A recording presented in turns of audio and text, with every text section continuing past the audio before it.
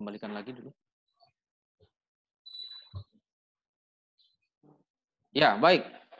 Nah, teman-teman semuanya, baik dosen dan mahasiswa, STT HAMI mendorong semua dosen wajib memiliki jurnal dan bahkan turun OJS, wajib. Nanti kita akan adakan sosialisasi lagi pembuatan Google Scholar, ya. Dan mahasiswa, saya sudah mengeluarkan surat keputusan, ya. Ini atas dorongan dari kemarin waktu kita akreditasi juga, bahwa semua mahasiswa wajib menerbitkan jurnal. Jikalau tidak, maka mahasiswa kita tidak akan kita luluskan. Itu sudah saya keluarkan surat keputusan. Artinya apa? Momen ini sangat penting. Momen ini sangat penting, mahasiswa pun harus. Jadi kalau tidak menulis jurnal, mahasiswa pun tidak luluskan. Nah, artinya apa? Dengan menulis skripsi, mahasiswa itu diharapkan nanti mengkonversi skripsinya menjadi jurnal OJS. Wajib. Jikalau tidak, maka STT HAMI tidak akan meluluskan mahasiswa. Kenapa? Karena memang ini suatu kewajiban dan ini harus kita kejar. Ya, STT HAMI harus mengejar, ketinggalan itu harus dikejar terus. Ya. Nah, baik. Penelitian kuantitatif ya, saudara. Nah, itu saya bersyukur beberapa kali event, ada beberapa event yang saya ikuti dan paling besar kemarin yaitu internasional ya, itu Departemen Agama punya. Ya itu ya lumayan, dan waktu itu kita akreditasi itu masuk di dalam rekognisi, ya, masuk di dalam rekognisi, masuk juga di dalam jurnal. Itu sangat-sangat besar, penting sekali. Jadi kepentingannya bukan hanya bagi dosen, tetapi juga bagi institusi. Ya. Jadi dua belah pihak ini saling diuntungkan dari penulisan jurnal. Ya. Nah, ya. Nah, baik, saya lanjutkan teman-teman. Nah, metode penelitian kuantitatif seperti yang kita ketahui bersama bahwa STT HAMI ya untuk khusus mahasiswa mewajibkan melakukan penelitian kuantitatif. Itu wajib hukumnya. Karena saya sudah keluarkan SK dari awal, dari angkatan pertama, penelitian skripsi kita itu dilakukan dengan metode penelitian kuantitatif. Apa tujuannya? Agar didapatkan hasil yang terukur. Karena dengan menggunakan kuantitatif dan nanti menggunakan SPSS, itu hasilnya terukur dan dapat dibaca. Nah, kemudian keuntungannya adalah baik dosen dan bahkan mahasiswa itu bisa lebih terampil lagi menggunakan perangkat. Karena kita ketahui bersama perangkat lunak itu sangat penting. Ya. Tapi bukan berarti kita meniadakan kualitatif, tidak. Nah, oleh sebab itu di jurnal Voice of HAMI diizinkan ya jurnal itu penelitian bersifat kualitatif maupun kuantitatif, kita izinkan. Tapi khusus internal STT HAMI mahasiswa, tugas akhir yaitu skripsi, maka wajib penelitiannya bersifat kuantitatif dan kemudian nanti dikonversi ke jurnal. Jadi dengan demikian tambah keterampilan mahasiswa menggunakan SPSS. Nah, kita tahun lalu kalau nggak salah kita sudah melakukan pelatihan SPSS yang dibimbing oleh Waket 1 kita. Berikutnya, nah penelitian kuantitatif kita ketahui bersama menurut Kasiram adalah menggunakan data ya, berupa angka sebagai analisis mengenai apa yang ingin diketahui. Jadi penelitian kuantitatif itu lebih konkret dan lebih terlihat bersifat data dan angka-angka. Meskipun itu angka itu nanti bisa dibaca. Ya, kita dosen-dosen dan mahasiswa kita sudah belajar tentang SPSS. Nanti tentunya itu akan diperdalam lagi. Kemudian pengambilan data statistik sehingga dilakukan perhitungan dan interpretasi disajikan dalam bentuk grafik, diagram, tabel dan pengujian hipotesis. Jadi lebih bersifat analisis data, saudara. Kalau berbicara tentang kuantitatif. Nah, memang banyak sekali STT yang banyak anti menggunakan SPSS. Tetapi kita pikir jangan, STT harus mau belajar menggunakan SPSS dan membaca SPSS, hasil SPSS. Itulah yang kita lakukan sekarang. Mahasiswa kita dorong. Pak, belum pon.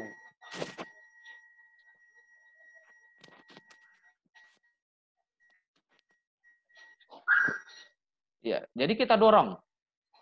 Jangan. Ya. Ya, mahasiswa kita dorong ya. Untuk menggunakan itu ya. Maaf, teman-teman. teman-teman. Kenapa suara? Iya. Oke, ini berbicara tentang SPSS. Oke, ya kita lewatin saja.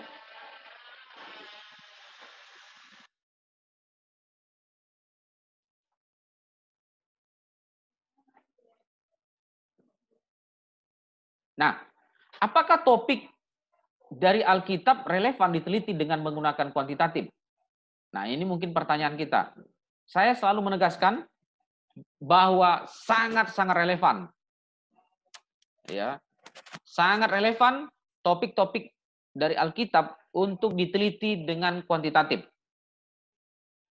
Nah, contohnya, ya, contoh tentang iman. Ada banyak bilang, kok bagaimana mungkin iman itu bisa diteliti? Bisakah iman diteliti apalagi dengan kuantitatif? Bisa. Bisa. Ya, jangan antipati dulu.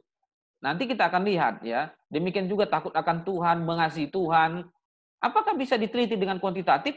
Bisa. Tergantung apakah kita memahami metodenya atau tidak. Ya, karena kalau hanya sekedar kita pikir-pikir bagaimana mungkin iman bisa diukur. Nah, itu kita hanya anggapan awal tetapi sebenarnya bisa, ya. Ya, contoh, topik iman bisa diteliti berdasarkan teks dan ayat atau nats Alkitab yang membicarakan tentang iman. Ya. Jadi kita lihat di dalam Alkitab, apa yang hendak kita bahas. Misalnya iman Abraham. Ini contoh ya. Iman Abraham bisakah kita teliti? Bisa. Kenapa? Karena teks di dalam Alkitab itu menjelaskan tentang bagaimana iman itu diwujud nyatakan oleh Abraham di dalam Kejadian 22.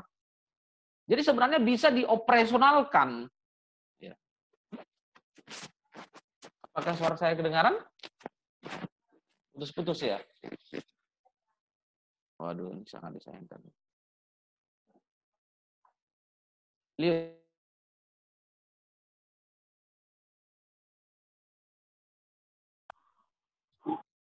Putus Pak suaranya, Pak.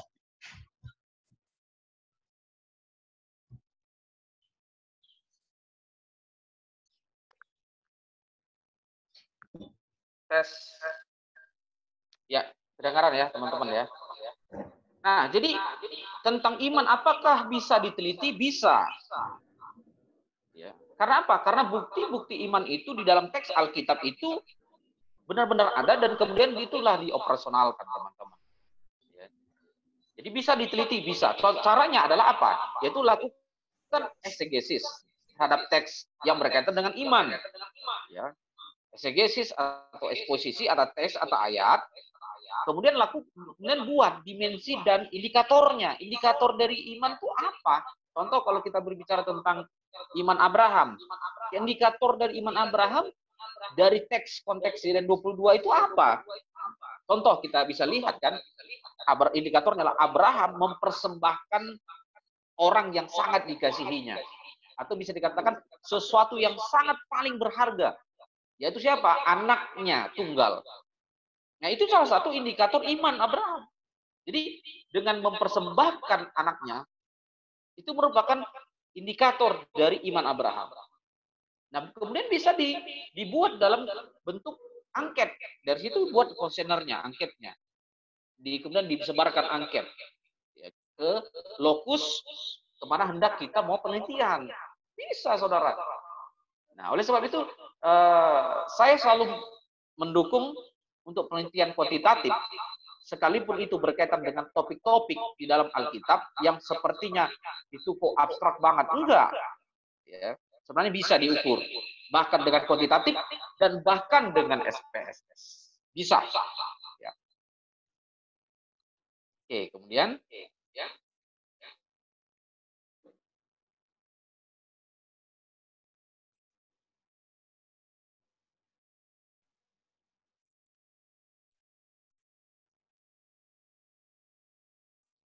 Nah, sistematika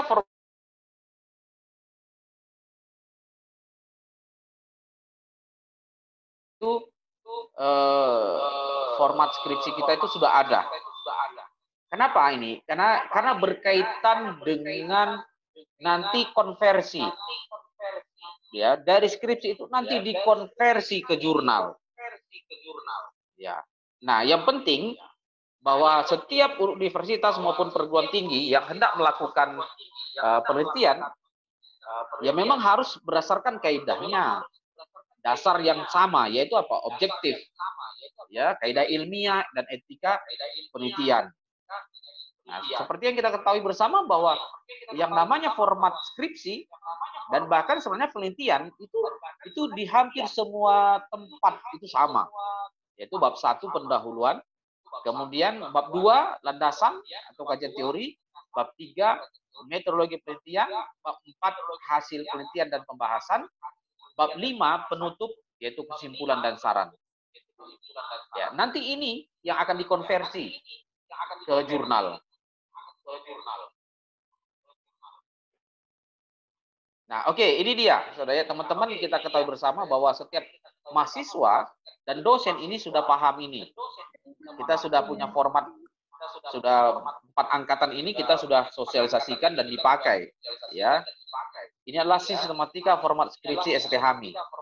Nah, kalau bagian ini nanti yang dipakai, yang akan dikonversi ke jurnal, ini hanya diambil yaitu bagian abstraknya. Ya, yang diambil bagian abstraknya. Karena halaman pembimbing, penguji, pembimbing skripsi itu nggak ada kan. Nah, kemudian bagian dari bebas plagiarisme itu nanti ada, yaitu nanti cek plagiarisme. Nah, biasanya institusi STT atau pengelola jurnal itu ada cek plagiarisme. Nah, nanti dicek berapa persen. Ada beberapa STT yang membuat minimal jurnal itu 15%. 15% ke bawah diizinkan lolos. Ya. Bagian plagiarismenya. Tapi kalau di atas itu maka diwajibkan untuk apa namanya ya, diparafrase lagi. Diparafrase lagi sampai benar-benar minim dari plagiarismenya. Ya, ini pun menjadi PR bagi kita. STTHMI belum mempunyai cek plagiarisme. Ini nanti kita akan harus kita punya.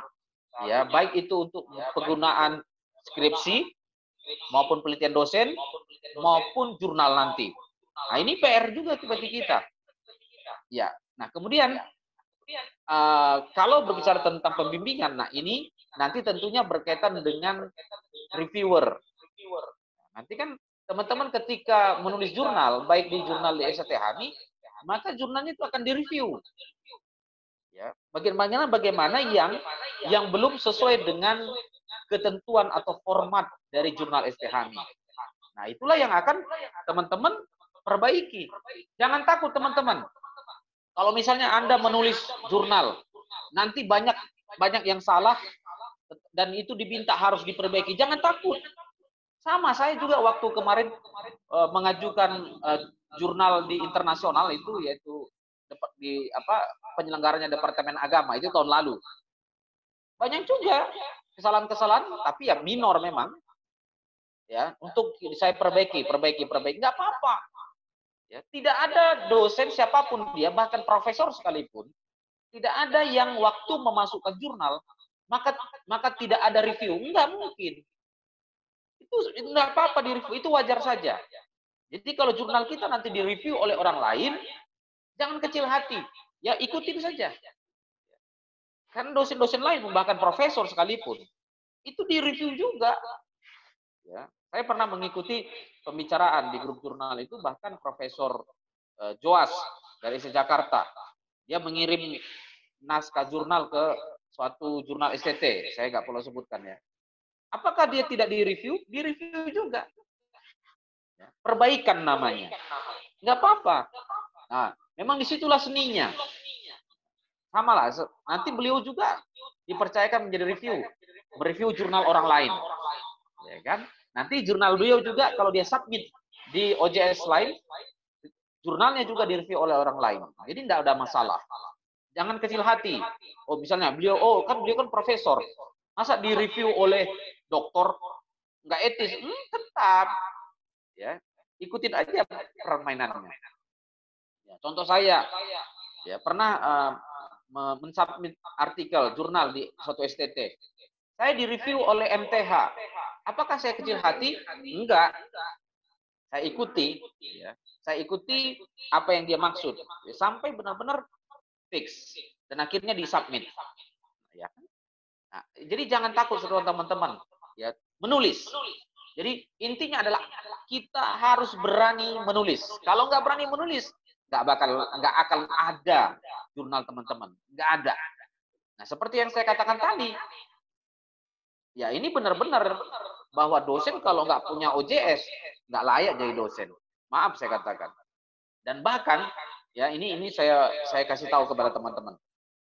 Setiap dosen yang mengajukan sertifikasi dosen, Serdos, tapi tidak punya OJS, jangan mimpi akan tembus Serdos. Jangan pernah bermimpi, teman-teman. Jangan pernah. Kalau tidak punya jurnal atau OJS ya, jurnal OJS ya, dan bahkan jangan yang cetak. Yang cetak sekarang jangan deh. Bukan itu lagi yang acuan utama. Benar OJS yang benar-benar e-journal. Teman-teman kalau nggak punya, tapi bermimpi untuk sertifikat dosen, jangan deh. Lebih baik jangan, nanti kecewa. Nah, oleh sebab itu saya nggak henti-hentinya selalu di grup dosen. Ayo, ya. Bayangkan loh, ya itu berapa edisi kita? Edisi Voice of Hami. Berapa yang ngisi? Hampir semua dosen luar yang ngisi. Ada apa? Something wrong. Oh, mungkin alasannya, ya kita kan belum diajari. Teman-teman, dosen-dosen lain juga ya belum dilakukan sosialisasi di STT-nya, tetapi karena semangatnya untuk menulis, dia bisa. Nah, tetapi, inilah momentumnya kita coba ini ya secara institusional juga berpikir, ya oke, ya kita harus lakukan ini. Nah, jadi kalau diambil dari sistematika ini yang sebagian ini, maka yang paling penting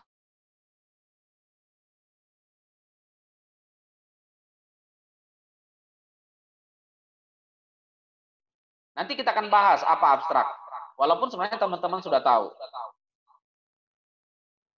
Oke, kemudian dalam bagian bab 1 yang paling banyak diambil nanti yaitu latar belakang masalah. Ini diambil nanti. Dan bahkan yang bagian tujuan penelitian. Nah, bagian identifikasi masalah, pembatasan, perumusan, itu kan nggak diambil, nggak ada format di dalam jurnal itu. Nah, dengan demikian kalau misalnya teman-teman sudah punya skripsi, tesis, disertasi, berarti bagian B, C, D, dan F ini kan bisa dihapus, bisa dihilangkan. Tapi bagian latar belakang masalah dan tujuan penelitian ini nanti diambil. Karena ini sangat penting di dalam bagian pendahuluan OJS jurnal.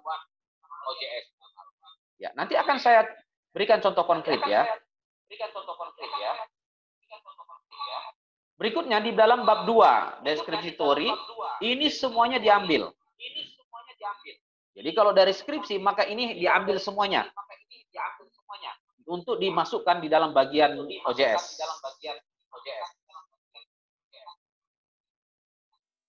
Kemudian bab 3, ini juga semua diambil. Ya, nah, ini dia. Ini keunikan dari kalau kuantitatif. Kalau kuantitatif ini kan ini sudah ada formatnya semuanya. Ya, ini tinggal kita nanti format dan bagian-bagian yang penting dan inti yang kita akan tampilkan. Walaupun nanti di dalam jurnal tidak ada bab 3 metode penelitian, nggak ada bab 3-nya. Iya, yang ada hanya nanti di jurnal itu metode penelitian. Nanti saya akan berikan contohnya ya. Kita lihat contohnya. Kemudian bab 4, ini juga semua diambil teman-teman ya. Ya, teman dosen dan mahasiswa ini semua diambil. Karena ini bagian sangat-sangat terpenting. Nah, nanti kalau ini di jurnal di OJS, maka ini dia adalah hasil dan pembahasan. Di jurnal itu nanti ada bagian judulnya temanya yaitu hasil dan pembahasan. Maka inilah yang akan ditampilkan. Ya. Oke.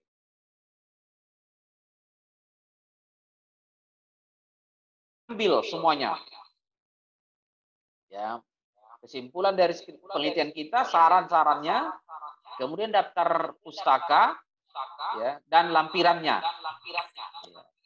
Nah, lampiran ini, teman-teman, ini kalau misalnya SPSS, ini kan banyak sekali ya, karena pengerjaan SPSS itu kan berkaitan dengan angka-angka, lampiran-lampiran banyak. Nanti waktu kita mensubmit jurnal, itu ada bagian langkah ketiga. Ya, langkah ketiga itu adalah tambahan, ya, tambahan dari submit. Lampiran kita itu bisa kita upload di situ.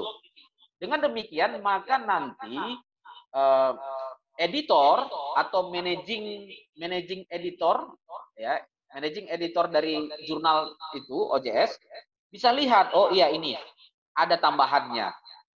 Ya, tambahan yaitu pengerjaan SPSS kita. Nah, itu nanti dilihat. Maka itu bisa di-upload, teman-teman. Ya, bagian lampiran ini.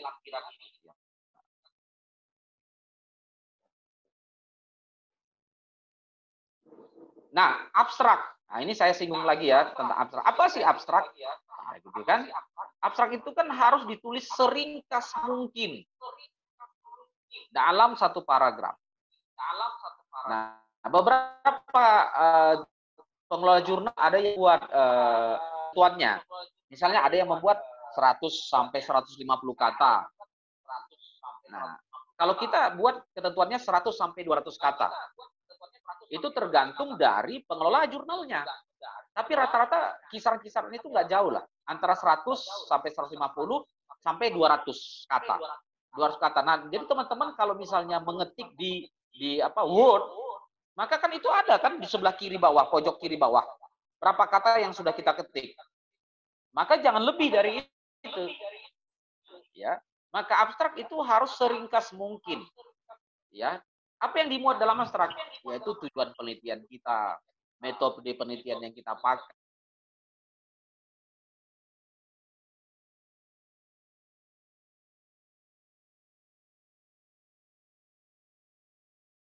Ya. Nah, oke. Kemudian untuk artikel berbahasa Indonesia, kan artikel itu jurnal kita bisa bahasa Indonesia, bisa bahasa Inggris. Tapi rata-rata kita pasti berbahasa Indonesia kalau misalnya Voice Hami misalnya. Maka abstraknya, khusus abstrak dirubah ke bahasa Inggris. Hanya abstraknya. Kalau artikel kita, tulisan kita berbahasa Indonesia. Tapi kalau tulisan kita berbahasa Inggris dari awal sampai akhir, ya sudah, nggak usah lagi berbahasa Indonesia. Karena memang bahasa Inggris bahasa internasional. Oke. Kemudian kata kunci. Kata kunci ini adalah daftar-daftar yang terdapat pada abstrak yang merefleksikan penelitian. Ya. Jadi di abstrak itu kata kunci apa yang sangat penting yang menjadi bagian dari poin utama dari jurnal kita. Itulah yang kita buat menjadi kata kunci. Misalnya kata kunci kita adalah, misalnya kita bahas tentang predestinasi, hubungan predestinasi dan kekudusan hidup. Berarti kan itu kata udah jelas kan, predestinasi itu sangat penting. Terus kekudusan hidup itu sangat penting, kan? Kemudian mungkin lokusnya yang kita tampilkan. Nah, lokus apakah perlu ditampilkan menjadi kata kunci? Perlu. Karena nanti institusi tersebut kalau misalnya di searching itu muncul dia. Perlu ditampilkan itu di dalam kata kunci. Apalagi kalau penelitian kita itu di tempat lokus yang memiliki nama branded gitu. Misalnya penelitian kita di ISTT Jakarta. Ini contoh. Nah, itu kan menjadi sesuatu yang sangat penting ditampilkan di kata kunci. Contoh di UPH. Ya, contoh di mana lagi universitas ternama. Itu bisa ditampilkan, teman-teman.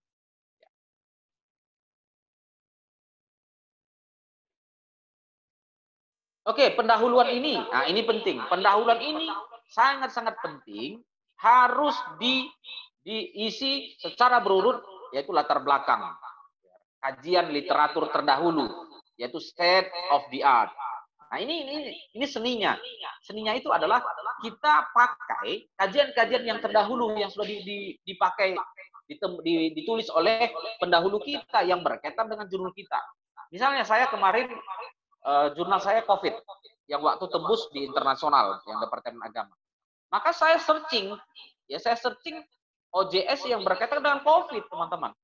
Searching aja, searching, baik nanti itu keluar yang dari berbahasa Inggris, yang Indonesia itu keluar semua. Maka saya kumpulkan semua jurnal-jurnal OJS yang berkaitan dengan judul saya tentang COVID. Nah, saya kumpulkan itu, maka saya ramu dia menjadi sebuah tulisan yang menarik. Misalnya, oh menurut si ini, ya COVID ini adalah begini, ya dampaknya terhadap ibadah Kristen adalah begini-begini. Nah, kemudian kita memang tampilkan itu menjadi suatu permainan seni. Itu seni, ya. Dan bisa kita tampilkan juga adanya kontroversi di dalam. Silakan, ya. Karena justru ditampilkan kontroversi itulah, maka dari situlah nanti tujuan dari kita kebaruan penelitian kita. Ya. Pendapat-pendapat terdahulu kita tidak katakan salah, enggak. Tetapi apa yang kita teliti kemudian dengan spesifikasi judul kita memiliki kebaruan tersendiri. Ya. Nah, di situ kita tampilkan itu, teman-teman. Ya. Nah, kalau dia kuantitatif, nah, kita ketahui bersama kan variabel X dan variabel Y.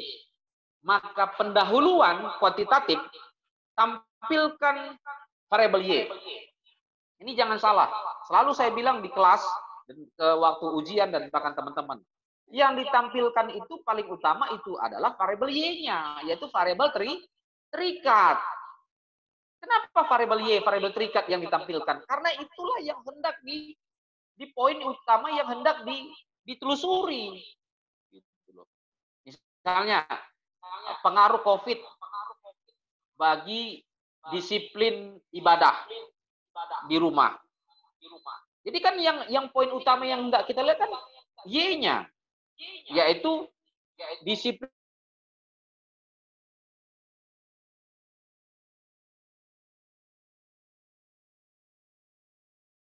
itu bebas. Jadi yang hendak kita cari adalah variabel terikatnya, yaitu apa? Disiplinnya. Jadi kita paparkanlah di pendahuluan itu hal-hal yang berkaitan dengan disiplin ibadah.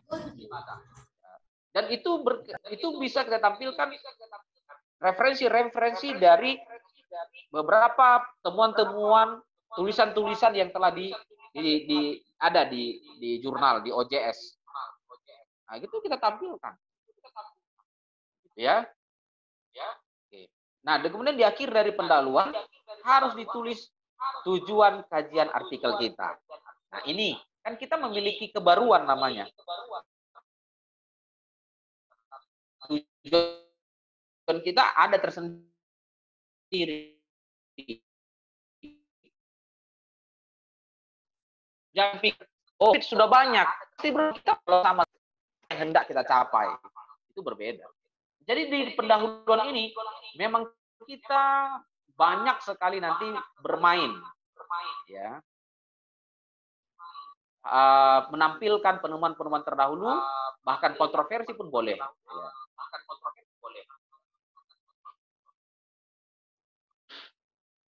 Kemudian di bagian metode penelitian, metode apa yang kita gunakan? Makanya kita tulis nanti kalau kuantitatif, kita tulis kuantitatif. Ya, kemudian kita jelaskan sedikit kuantitatif itu apa.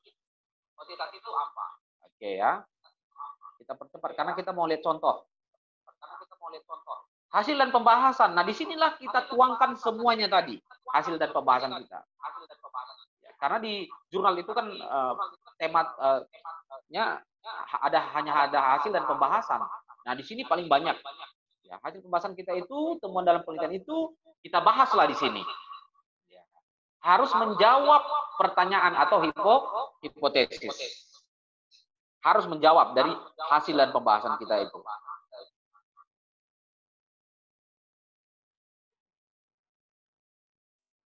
Nah, kalau hasil pembahasan kita itu ada sub-sub judul lagi yang judul kecil, boleh silakan. Ya, sama seperti nanti yang akan contoh yang akan saya tampilkan. Ada sub-sub kecil boleh dibuat, boleh ditampilkan. Ya. Oke, bagian kesimpulan. Kesimpulan menggambarkan jawaban dari hipotesis atau tujuan penelitian atau temuan yang diperoleh. Maka di kesimpulan ini nanti akan ditampilkan karena kita kan kuantitatif, SPSS. Kita tampilkan hasilnya, hasil SPSS itu. Dan ketika kita baca hasil SPSS itu, dalam kategori apa dia? Sedangkah, lemahkah, kuatkah? Pengaruhnya sebesar apa? Begitu ya. X terhadap Y, pengaruhnya sebesar apa? Di lokus itu. Ingat, di lokus itu saja. Karena kita teliti di lokus itu. Belum tentu di lokus lain sama. Bisa berbeda.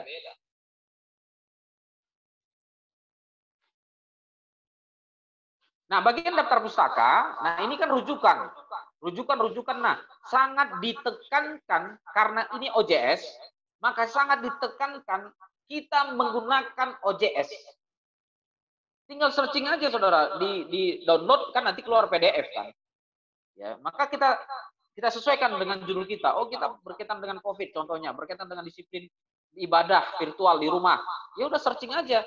Kemudian kumpulkan semua dalam folder. Maka nanti di situ kita baca. Kita baca temuan-temuan dari teman-teman yang lain, maka di situ kita kelola. Nah, minimum 60%. Nah, gitu ya. Karena kita kan mengurus OJS, maka kita harus menggunakan OJS. Nah, di kelas metode penelitian dan di kelas metode penulisan skripsi, saya sudah tekankan itu. Saya tekankan wajib kutip atau menggunakan referensi OJS. Wajib. Itu mahasiswa udah tahu. Kenapa? Supaya nanti waktu mengkonversinya ke jurnal itu sudah enak. Karena memang itu ada ketentuannya.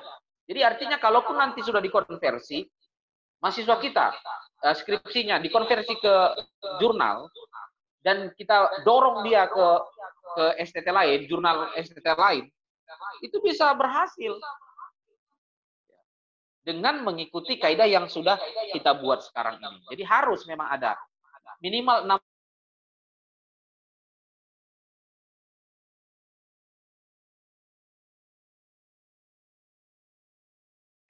Kan kita nggak lagi beli buku.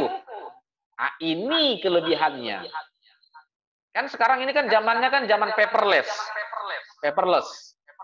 Semua serba e-journal atau OJS. Jadi referensi kita pun sumber kita OJS. Yang penting kita jujur dalam menampilkan referensinya nanti. Jangan plagiat kan. Seperti yang saya sudah jelaskan. Beberapa kampus atau pengelola jurnal itu ada membuat minimal 15% ke bawah. Kalau di atas itu ditolak, artinya disuruh diparafrase kembali. Nah, ini bagaimana cara memparafrase itu saya sudah jelaskan ke semester 7. Bahkan semester angkatan yang lalu saya sudah jelaskan. Ketika kita pintar memparafrase, itu terkecoh itu. Artinya apa? Kita sudah menggunakan ilmu kita sendiri. Nah, itu kiat dari mengecoh mesin cek plagiarisme itu. Tapi dibilang mengecoh, itu juga sudah bagian dari seni kita, ilmu kita. Nah, makanya sama teman-teman. Borang akreditasi. Kenapa borang akreditasi banyak yang waktu diajukan pertama nggak lulus? Artinya pengajuan pertamanya ditolak karena banyak dinilai plagiarismenya tinggi. Karena dia ambil semua dari internet. Ditolak langsung oleh Badan PT. Waktu dimasukkan, dicek plagiarisme, kena. Harus 15% ke bawah. Nah, oleh sebab itu, disitulah kita pinter-pinter kita, itu seni sebenarnya. Itu bermain seni, kita mengelola kalimat demi kalimat. Memang banyak ya, bisa 300 lembar. Tapi ya itulah, memang harus kalau mau kita fokus ya kita harus lakukan itu. Kita harus memparafrase 300 lembar. Tapi memang kalau memang semangat ya nggak ada masalah. nggak bisa kita lakukan. Yang penting kita mau, komitmen. Iya. Apalagi kalau jurnal. Jurnal itu kan sebenarnya paling ada yang membuat minimal 10 lembar. Ya, ada buat 12 lembar.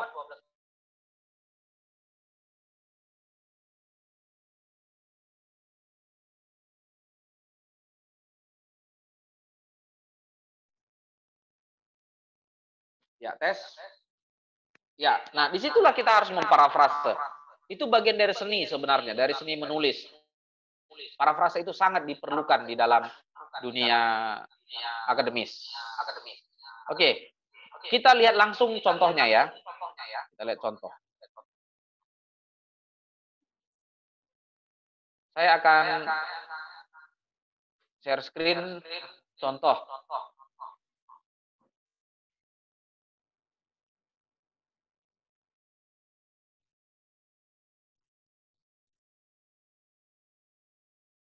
Teman?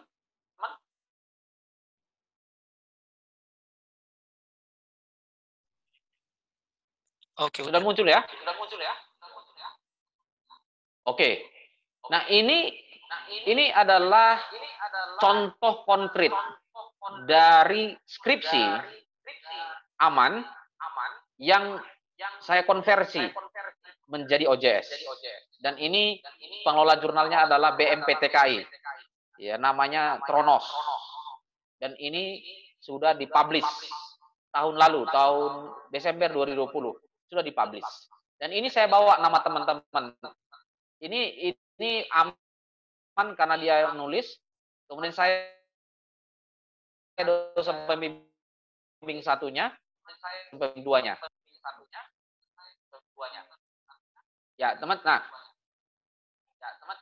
ini abstrak.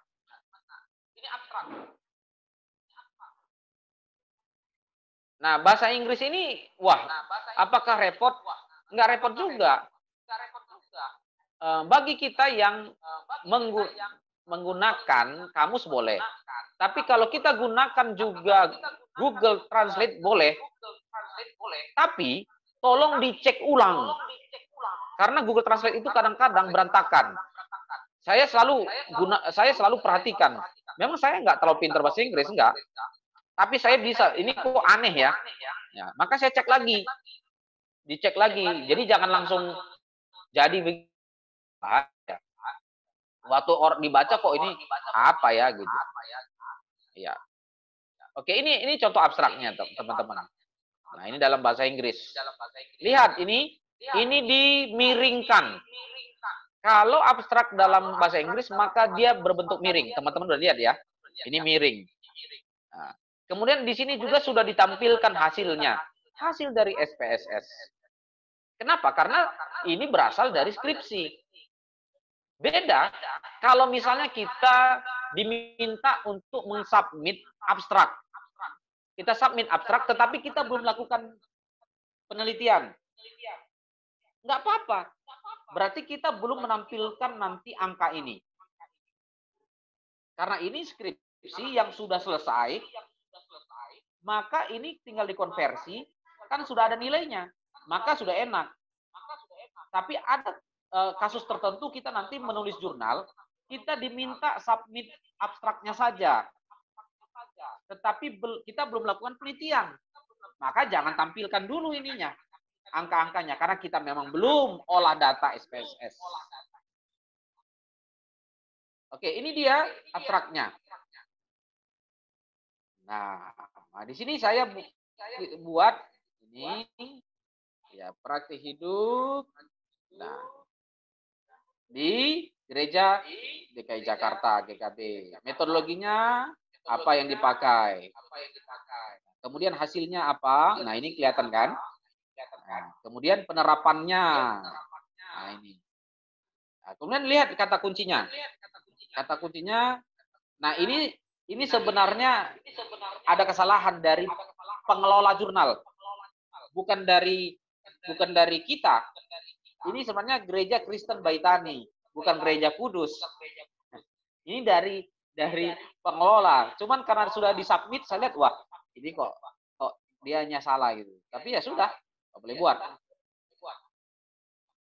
Oke, bagian pendahuluan. Nah, bagian pendahuluan inilah yang saya sebut tadi, state of the art tadi. Maka kita bermain di situ. Hasil penelitian-penelitian terdahulu kita tampilkan. Nah, contoh bisa dari jurnal, bisa dari buku. Maka kita tampilkan di sini. Nah, bahkan yang kontras sekalipun, yang kontroversi sekalipun, kita bisa tampilkan ini. Contoh, kontras dengan penjelasan R. Sudarmon. Sudarmo ini sebenarnya. Jadi itu kita bisa tampilkan kontroversi yang terjadi. Maka itulah namanya latar belakang masalah, pendahuluan di situ. Ya, kita bermain di situ. Jadi ketika dibaca pendahuluan kita ini menarik. Ya, berarti hasil penelitian dari buku Sudarmo, hasil penelitian dari jurnal ini, oh begini-begini. Nah, kita hadir menampilkan sesuatu yang baru dengan tujuan penelitian kita sesuai dengan tulisan kita. Jadi Maaf, Pak, waktunya 5 menit lagi. tampilkan saja. Oke.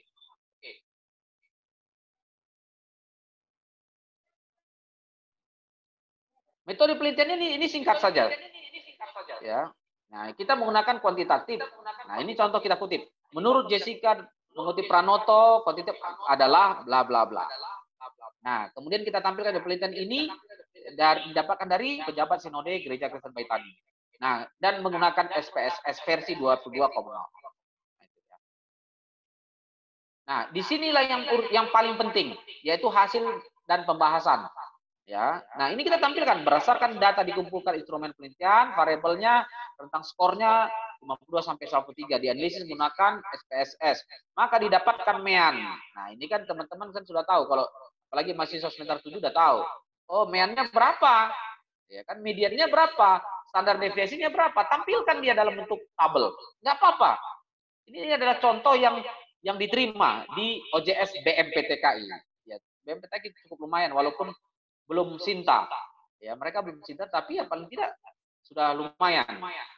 Tampilkan itu semua teman-teman. Nah, ini juga. Standar nilai kurtosisnya berapa? Standar error kurtosisnya berapa? Nah, ini kan rumus ini.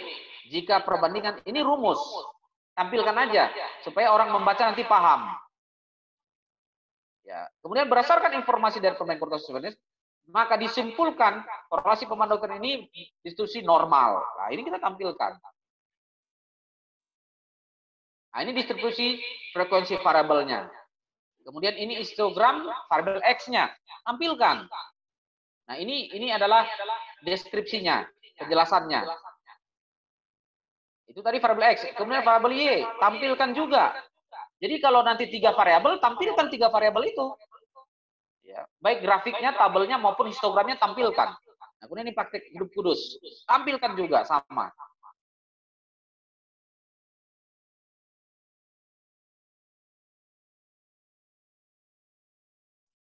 Ya, ini juga ditampilkan. Ini kan normalitas bebasnya berapa? Ditemukan berapa? Lebih besar dari. Ini kan rumus.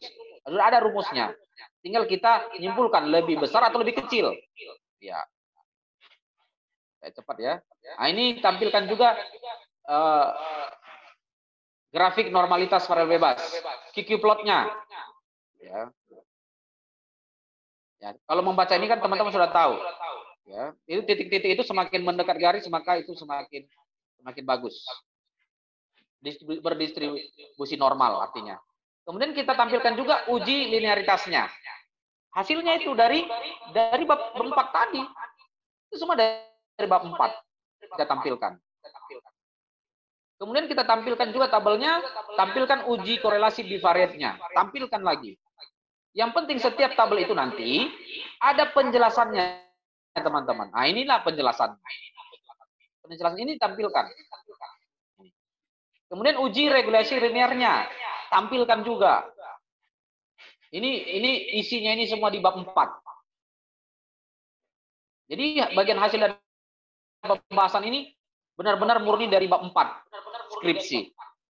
Nah, ini ditampilkan. Ini semua ditampilkan tabel. Ini deskripsinya, narasinya. Kalau di skripsi STHMI mahasiswa udah tahu itu, ya, cara membacanya bagaimana itu udah tahu. Semua udah dijajari. Ya, pengujian statistiknya ini semua ditampilkan. Nah, kemudian dibuat kesimpulan. Setelah melakukan penelitian sesuai metode baku, maka dapat hasil populasi antara probable 0, masuk dalam kategori positif dan kuat. Ya, terus kita buat lagi. Maka pemahaman dan kontribusi 58 terhadap praktik hidup kudus di Badan Pengurus Sinode Daerah GKB. Dari hasil ini maka disimpulkan terhadap populasi yang kuat dan pemandu populasi dengan hidup kudus di GKB DKI Jakarta. Oke. Nah, kemudian nanti kalau misalnya di bagian kesimpulan ini ditambahkan beberapa saran boleh. Ya, kalau di sini kita belum melihat saran-saran, tetapi kalau misalnya mau ditampilkan beberapa saran boleh. Ya. Nah, kemudian di referensi. Nah, ini dia referensi. Kita tulis. Nah, bagian referensi ini kita kan masih bersifat manual. Beberapa jurnal itu sudah pakai Mendeley. Nanti kita harus cari waktu. Ya, harus dibuat Mendeley. Nah, itu Nando. Ya, Nando saya sudah dorong. Pelajari dari YouTube. Nanti kamu sosialisasikan baik kepada dosen dan maupun mahasiswa. Kita harus maju. Ya, kita harus menggunakan Mendeley. Ya, minimal nanti ini angkatan yang keempat ini skripsinya sudah gunakan Mendeley. Jadi nanti waktu dikonversi ke jurnal udah enak. Kita harus gunakan Mendeley. Ya, diinstal dulu di laptop, baru cara penggunaan. Enggak susah kok, bisa teman-teman. Semuanya bisa kalau kita konsisten mau mempelajarinya. Terima kasih. Sekian. Baik, terima kasih Pak buat pemaparan materi buat hari ini. Kembali saya ingatkan kepada Bapak Ibu, saudara-saudari, jika mau bertanya silakan kirim di kolom chat yang ada di dalam Zoom.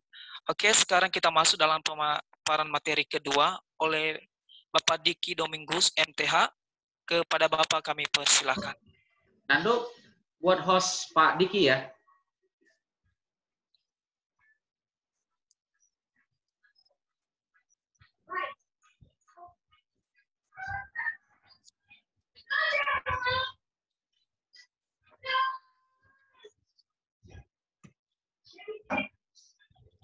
Selamat siang, Bapak Ibu, Saudara semua.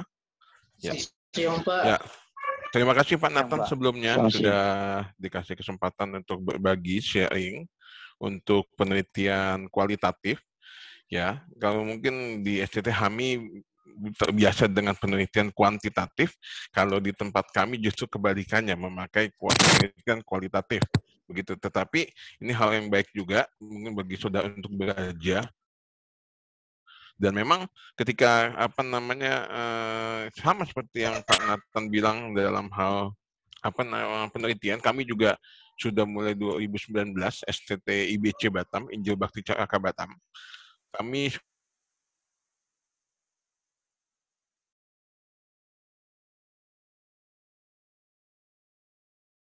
satu penelitian, boleh itu dalam bentuk jurnal, boleh itu dalam bentuk buku, pokoknya apapun.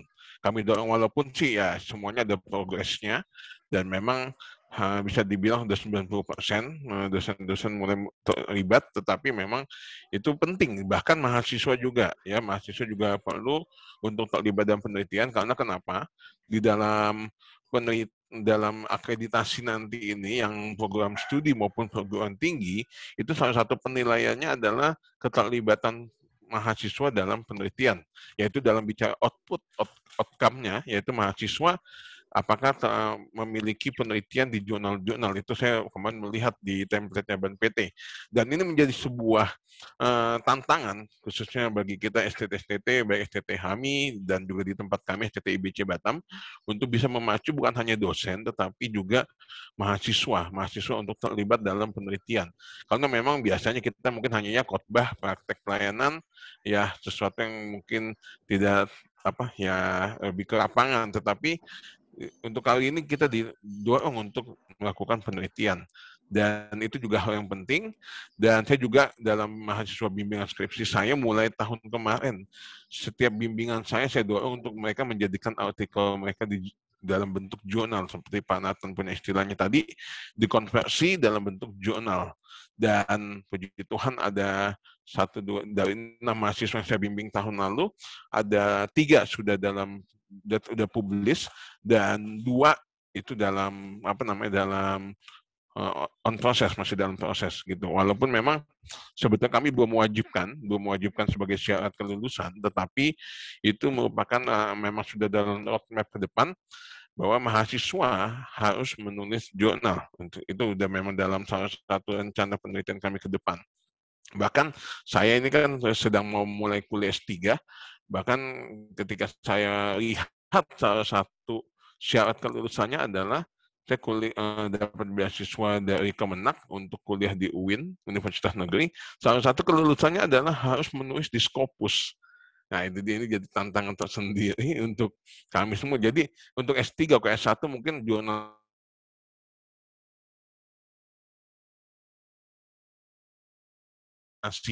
Kenapa? Karena teman saya pernah ada satu, dia waktu itu kuliah S2 di satu STT di Jakarta, untuk syarat wisudanya dia harus menuliskan artikelnya di jurnal terakreditasi. Waktu itu ya akhirnya kolaborasi dengan saya, dan akhirnya tembus di Sinta 4. Oke, langsung saja, nggak usah lama-lama, kita langsung membahas metode penelitian kualitatif. Ya, kalau mungkin tadi Pak Nathan menjelaskan metode penelitian kuantitatif, sebetulnya kalau mau dibilang penelitian kuantitatif yang dijelaskan Pak Nathan, itu lebih populer atau lebih banyak orang berminat. Kenapa? Karena lebih jelas pengukurannya. Ya, karena lebih jelas pengukurannya, apa yang mau diukur, kayak tadi seperti pengaruh COVID terhadap antusiasme beribadah atau terhadap spiritualitas jemaat, itu bisa diukur dengan jelas. Tetapi tidak demikian halnya dengan kualitatif. Kalau kualitatif hanya melihat sebuah fenomena dan kita hanya mengukur apa makna yang ada di balik fenomena tersebut. Bisa juga mungkin faktor-faktor atau mungkin bicara hal-hal yang mendasari. Contoh, kayak di kampus kami ada beberapa penelitian seperti kayak faktor-faktor anak remaja meninggalkan gereja. Ya hanya sebatas apa menjadi faktor daripada anak remaja meninggalkan gereja seperti itu. Atau juga mungkin pemahaman jemaat tentang persepuluhan. Nah, itu juga apa yang menjadi masalahnya sehingga persepuluhan ini diangkat jadi topik skripsi dan akhirnya jemaat diwawancara. Nah, itu jadi hanya sebatas memahami isu yang diangkat. Oleh karena itu saya sedikit memberikan penjelasan bahwa penelitian kualitatif, metode penelitian ini menekankan kepada pengamatan fenomena atau meneliti ke substansi makna dari fenomena tersebut. Ada istilahnya juga ada banyak memang penelitian kualitatif, ada hermeneutik, ada juga fenomenologis, ada studi pustaka, macam-macam. Dan lebih tepatnya kepada pengamatan fenomena, sesuatu yang sama-sama di lapangan, kita belum tahu kebenarannya, tetapi pada akhirnya dengan penelitian ini kita tahu, apa yang terjadi. Misalnya contoh, ada topik yang dibahas, waktu itu salah satu mahasiswa kami adalah profil gembala sidang yang ideal, atau profil pengkhotbah yang ideal. Nah, mau lihat untuk zaman sekarang itu pengkhotbah seperti apa sih yang ideal di mata jemaat? Ideal dalam pengertian penyampaiannya kah, atau mungkin isi khotbahnya, atau mungkin gaya penyampaian, atau ya segala macam aspek dinilai. Pada akhirnya itu menjadi sebuah pertanyaan, dan kesimpulannya adalah satu aja. Memang kembali lagi penelitian kualitatif tidak yang diwawancara, orang yang akan dijadikan sampel tidak sebanyak kuantitatif.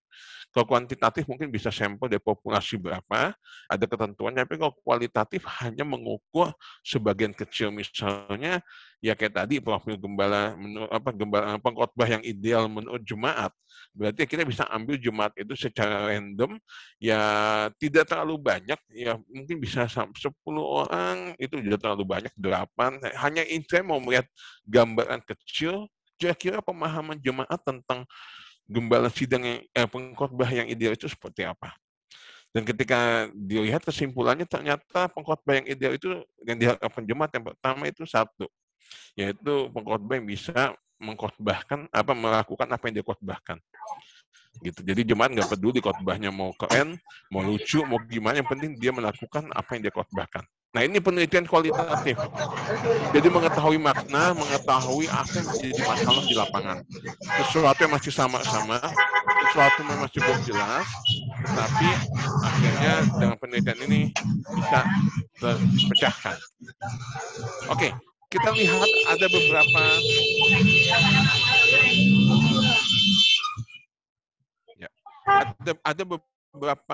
ada beberapa pendekatan dalam penelitian kualitatif. Yang pertama adalah saya ini aja slideshow ya supaya lebih jelas. Ya, pertama ground theory, etnografi, ada fenomenologi, studi kasus, hermeneutik, biografi, partisipasi, dan penelitian klinis. Ini hanya beberapa, masih ada yang lain. Tetapi ini beberapa saya angkat karena ada beberapa contoh memang saya temukan. Tetapi berdasarkan pengalaman saya melakukan penelitian, membimbing skripsi, dan juga menulis jurnal, yang banyak ditemukan adalah penelitian etnografi, studi kasus, hermeneutik, fenomenologi. Itu yang lebih sering. Biografi juga ada. Oke, kita mungkin singgung sedikit. Ya. Teman-teman tolong unmute dulu. Siapa itu? Maaf, Pak. Ya, oke. Nah, silakan dia unmute dulu. Coba cek siapa ya tadi. Supaya tidak mengganggu yang lain. Oke, sepertinya sudah. Share ya, tolong ya. Oke, terima kasih. Oke. Ya. Oke. Ya, kita akan lanjut lagi. Penelitian kita bahas satu-satu, ya sebenarnya masih ada banyak yang lain metodenya, tetapi saya ambil beberapa saja. Dan penelitian kualitatif, ground theory, metode ini berdasarkan data yang sistematik dikumpulkan dari analisa. Ciri utama dari penelitian ground theory adalah perbandingan terus-menerus antara data dengan kategori yang muncul. Jadi berdasarkan data yang ada, dan akhirnya diteliti dan dilihat persamaannya berdasarkan perspektif dari banyak pihak. Begitu.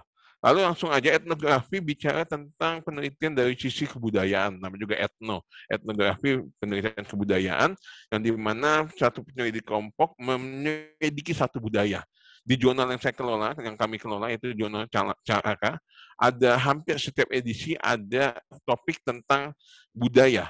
Ya, ini penelitian etnografi tentang budaya. Kayak semester ini ada budaya edisi November ini ada budaya dari Sulawesi Barat. Lalu yang kemarin Mei ada budaya dari Dayak Bumate. Jadi mempelajari budaya. Saya nggak akan baca semuanya, saya jelaskan aja. Jadi dalam penelitian tersebut apa yang menjadi budaya yang dimaksudkan akhirnya digali, dan pada umumnya itu diseberangkan dalam konteks kita sebagai STT ya, dalam Injil atau misi, apa yang menjadi budaya tersebut dijadikan jembatan Injil atau sarana penginjilan dalam kekristenan. Jadi Kristen bisa masuk ke dalam budaya tersebut. Ini penelitian etnografi. Ya mungkin saudara bisa meneliti dengan berbagai macam hal ya dari dari budaya-budaya yang saudara gali, begitu. Lalu yang ketiga, fenomenologi. Nah, ini yang juga sering saya temui. Penelitian fenomenologi berdasarkan pengalaman, dijelaskan dan secara terperinci, berdasarkan apa yang sama-sama di lapangan, belum jelas kebenarannya, tetapi akhirnya dilakukan penelitian. Makanya biasanya penelitian fenomenologi itu seperti ada istilahnya snowball sampling, kayak bola salju. Kelihatannya kecil, tetapi setelah diteliti ternyata bukan hanya sebatas topik yang teliti. Misalnya contoh, kayak saya kemarin saya baru saja menyelesaikan artikel, saya sudah submit ke salah satu jurnal di LD Dikti Ambon tentang fenomena prank di kalangan remaja dan pengaruhnya bagi spiritualitas generasi milenial. Jadi saya mau melihat seberapa besar maksudnya apa yang menjadi motivasi mereka melakukan prank, dan akhirnya bagaimana dampaknya terhadap kerohanian mereka. Nah, saya pikir hanya sebatas apa yang menjadi motivasi mereka, tetapi tidak demikian.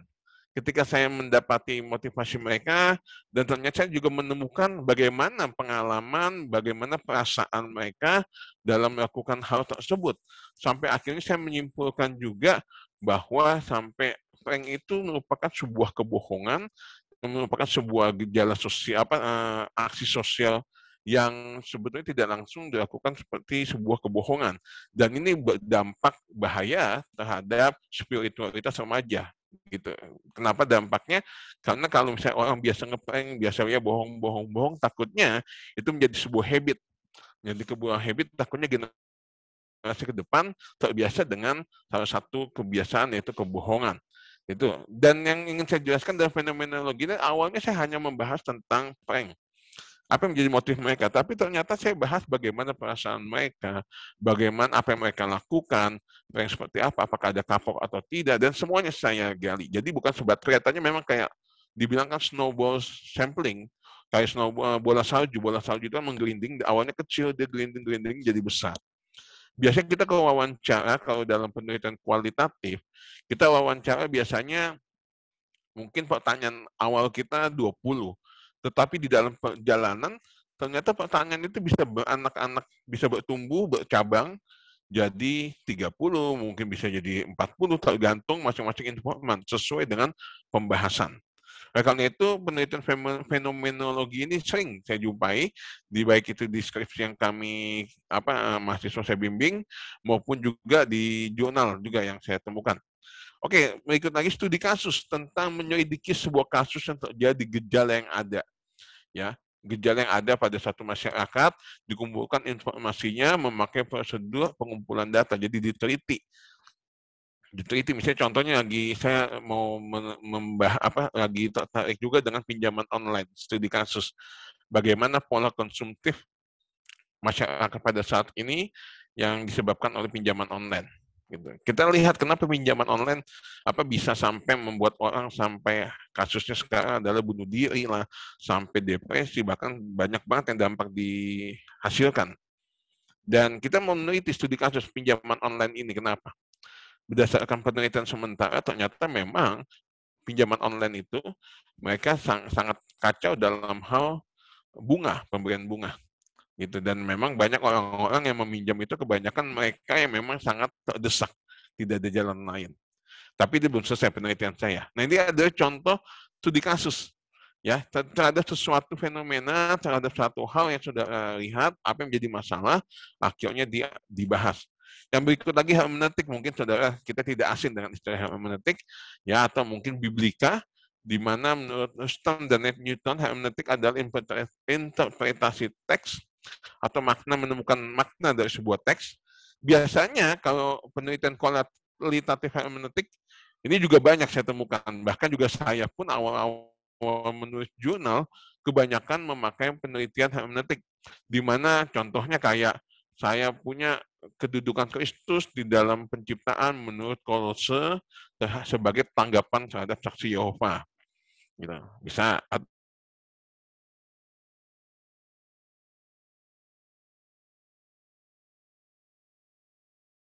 biblika. Jadi saya menggali teks tersebut, ya bisa dibilang eksegesis, dan juga setelah ditemukan dicari relevansinya dalam keadaan sekarang. Seperti itu. Dan ini banyak ditemui, apalagi kita sudah terbiasa dengan istilah hermeneutik, dan ini banyak ditemui dalam penelitian-penelitian kualitatif, apalagi dalam jurnal teologi. Yang kayak jurnal yang kami kelola kan jurnal teologi Caraka itu kan fokus skopnya biblika. Gitu. Jadi memang banyak naskah-naskah yang masuk tentang topik apa berdasarkan teks apa, gitu. Misalnya peranan guru agama Kristen berdasarkan apa, keteladanan seorang guru berdasarkan nasihat Paulus kepada Timotius atau macam-macam. Jadi yang dilihat di sini adalah dalam hermeneutik ini adalah Alkitab sebagai landasan alkitabiah dalam meneliti sebuah teks, dalam meneliti sebuah topik. Misalnya meneliti tentang keteladanan dari 1 Petrus 5 ayat 3, atau saya punya kemarin dengan mahasiswa bimbingan saya adalah pemahaman remaja milenial terhadap kekudusan hidup didasarkan pada 1 Petrus berapa saya lupa, 1 Petrus 1 atau berapa ini. Nah, seperti itu. Ini hermeneutik menggunakan Alkitab. Jadi kalau misalnya saudara memakai hermeneutik, maka memakai pendekatan seperti ini, penelitian kualitatif, pasti saudara ujung-ujungnya akan eksegesis. Eksegesis mencari mana dari teks tersebut. Dan akhirnya nanti dihubungkan dengan topik yang saudara angkat. Begitu, kalau saudara bahas tadi misalnya keteladanan, lalu diangkat dari 1 Petrus, apa kaitannya seperti itu antara 1 Petrus yang diangkat dimaksudkan Petrus dengan keteladanan yang jadi masalah menurut saudara. Lanjut, Biografi juga ada ditemui, tetapi memang kalau dalam jurnal, artikel jurnal, biografi ini dia lebih tepatnya kepada, saya lupa nama istilahnya, kan ada esensi buku, ada satunya, ini ada namanya obituary. Obituary itu tentang biografi satu tokoh, ya. Saudara, ada beberapa jurnal yang saya tahu dia menerima skripsi, bukan skripsi, menerima naskah biografi. Salah satunya adalah Visio Dei yang dikelola oleh STT Start-Nowak, ya, yang waktu itu chief editornya Bu Ermin, kayaknya masih sama sampai sekarang. Nah, beliau jurnal tersebut masih menerima, biasanya mereka menerima ada 8 artikel jurnal, 1 esensi buku, 1 obituary. Nah, obituary itu adalah biografi. Saya pernah mengirim 1 artikel obituary tentang tokoh Pentakosta, pendeta Pentakosta, yaitu Aimee Semple McPherson, pengkhotbah atau pendeta hamba Tuhan wanita yang dipakai Tuhan luar biasa tetapi cukup kontroversial dalam kehidupannya. Nah, dalam penelitian biografi ini, saudara, ketika saudara bukan hanya sebatas membahas kisah hidupnya dari dia lahir sampai hidup, tetapi saudara melihat apa sumbangsinya terhadap, yang mungkin terhadap kekristenan sekarang, atau mungkin terhadap alirannya, mungkin terhadap Pentakosta, atau mungkin apa yang dia hasilkan. Kan jadi nggak sembarangan semua orang bisa dibuat obituari atau biografi. Hanya orang-orang yang memiliki sumbangsi kontribusi, memiliki peranan banyak berkontribusi terhadap pertumbuhan ilmu pengetahuan atau kehidupan kita. Yang berikutnya, penelitian klinis ini menggunakan banyak metode, jadi kayak campuran. Bisa juga misalnya bukan campuran dalam arti kayak dokumenter sama sejarah. Ya, saudara misalnya bicara tentang sejarah, ya, biografi juga bicara ke biografi tadi lebih kepada riwayat hidup seseorang. Ya, tetapi ada juga penelitian sejarah, itu penekanan juga kepada dokumentasi, di mana kalau biasanya penelitian sejarah dulu, kami pernah di angkatan pertama dan kedua, kami masih mengizinkan skripsi sejarah. Begitu, sejarah, tapi memang sejarah yang topik yang diangkat itu memang betul-betul signifikan dan valid. Nah, itu ketika mereka mengangkat itu memang harus ada rekam jejaknya dalam bentuk wawancara, naskah, dan juga dokumen-dokumen asli yang bisa difotokopi. Nah, penelitian ini juga, tapi ini masih jarang ya, kalau masa penelitian klinis ini masih sangat jarang. Mungkin saya juga belum menemukan, atau sudah ada tapi saya belum menemukan, tapi masih jarang saya temui penelitian kualitatif dalam klinis. Nah, seperti tadi Pak Nathan juga mendorong ya, kalau mahasiswa, dosen-dosen STT HAMI untuk terlibat dalam dalam penelitian, dalam menulis jurnal. Dan memang saya perhatikan juga dalam jurnal Voice HAMI, khususnya kan yang dikelola oleh STT HAMI, memang masih banyak, bisa dibilang 90-80% lah orang luar gitu ya. Nah, tapi memang bagus saudara bisa submit jurnal di OJS sendiri, cuma saya sarankan kalau memang mau lebih bagus lagi kalau di luar kandang, di STT, di jurnal-jurnal lain. Kenapa? Supaya lebih lebih, kalau dalam penilaian kemarin kami waktu di visitasi asesor itu lebih bagus nilainya katanya dibandingkan kalau submit di jurnal sendiri. Begitu. Makanya ya, dan saudara sekarang jurnal OJS, baik ini yang teologi aja, yang teologi itu udah sangat banyak seperti istilahnya jamur di musim hujan. Dulu mungkin OJS hanya beberapa saja, tapi sekarang kalau tidak salah mungkin ada 30, mungkin bisa ada 40-50 jurnal online. Cuma dari sebanyak itu, ya ada yang konsisten, ada yang memang dia macet-macet dalam artian nggak reguler, makanya saudara perlu pandai-pandai dalam memilih jurnalnya. Jangan sampai saudara udah submit, nunggu kok nggak terbit dari waktu yang seharusnya. Saya pernah pengalaman 1 kali submit ke jurnal, saya nggak usah sebut namanya, seharusnya Desember terbit. Ini sampai Desember mau tahun baru, mau tutup tahun, nggak ada kabar, dan sampai saya tanya, ini gimana? Oh, ternyata yang ngurusin itu orang lain, ngurusin jurnalnya ya, kelolanya. Dan akhirnya, ya singkat cerita adalah yaitu urusan internal mereka, tetapi singkatnya adalah baru terbitnya bulan Februari, daripada yang seharusnya Desember. Karena itu saudara perlu pandai-pandai bijak juga dalam memilih OJS dan lihat apakah mereka secara rutin. Ya kalau memang nggak bisa yang Sinta, paling tidak yang biasa dulu supaya menambah jam terbang.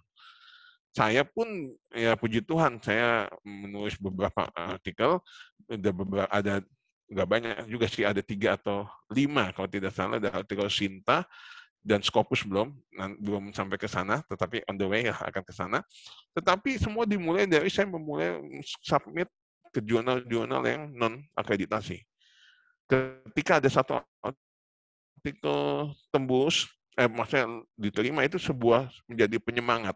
Akhirnya saya semangat lagi menulis, semangat menulis, sampai puji Tuhan, nggak tahu saya lupa ada berapa artikel yang sudah saya tulis selama ini, tapi belum terlalu banyak lah, mungkin baru 15 atau 20 gitu. Tetapi itu dalam 2 tahun. Jangan saudara pikir, banyak banget dalam waktu 2 tahun. Begitu. Tetapi memang itu kenapa bisa banyak? Karena saya memulainya dengan submit ke jurnal yang non akreditasi supaya saya makin semangat, terpacu gitu loh. Seperti menumbuhkan asa mula-mula dalam menulis. Nah, saudara, ini perlu menjadi budaya. Dan penelitian itu perlu menjadi sebuah gaya hidup atau budaya kita sebagai mahasiswa teologi, sebagai dosen khususnya, apalagi dosen. Kita mengajar, tapi kalau kita nggak meneliti itu patut dipertanyakan. Karena dengan kita meneliti, menulis jurnal, maka secara tidak langsung kita semakin diupgrade kemampuan kita, ilmu yang kita ampu, bidang yang kita teliti semakin semakin diperbaharui. Nah, mungkin untuk teman-teman yang belum menulis, apalagi mungkin mahasiswa, ya mungkin mahasiswa ada yang masih tingkat 1, tingkat 2, tingkat 3.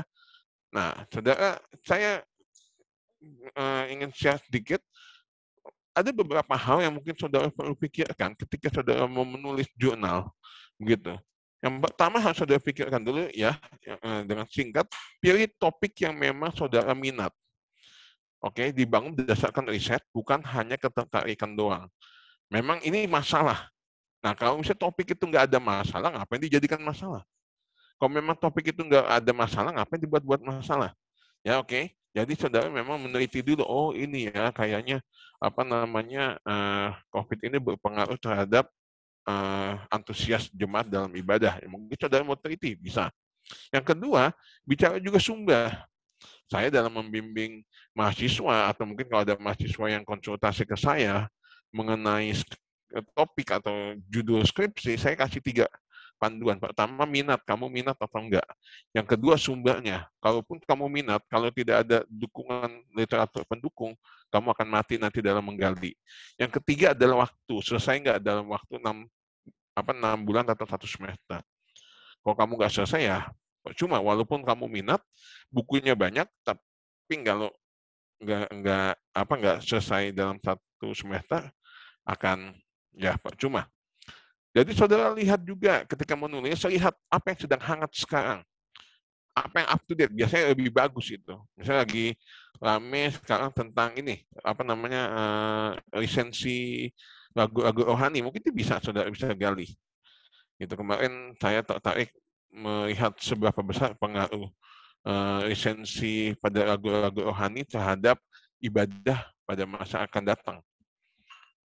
Di mana saudara tahu mungkin isu yang beredar beberapa waktu lalu, ada satu gereja yang kalau misalnya mau menyanyi lagu mereka harus izin dulu. Harus ada, saya lupa nama istilahnya, royalty atau apa, jadi harus izin dulu. Nah, bagaimana dengan kalau kita pakai lagu-lagu mereka dalam ibadah kita kalau misalnya izin? Nah, itu berpengaruh nggak? Nah, ini mungkin isu yang sedang terbaru.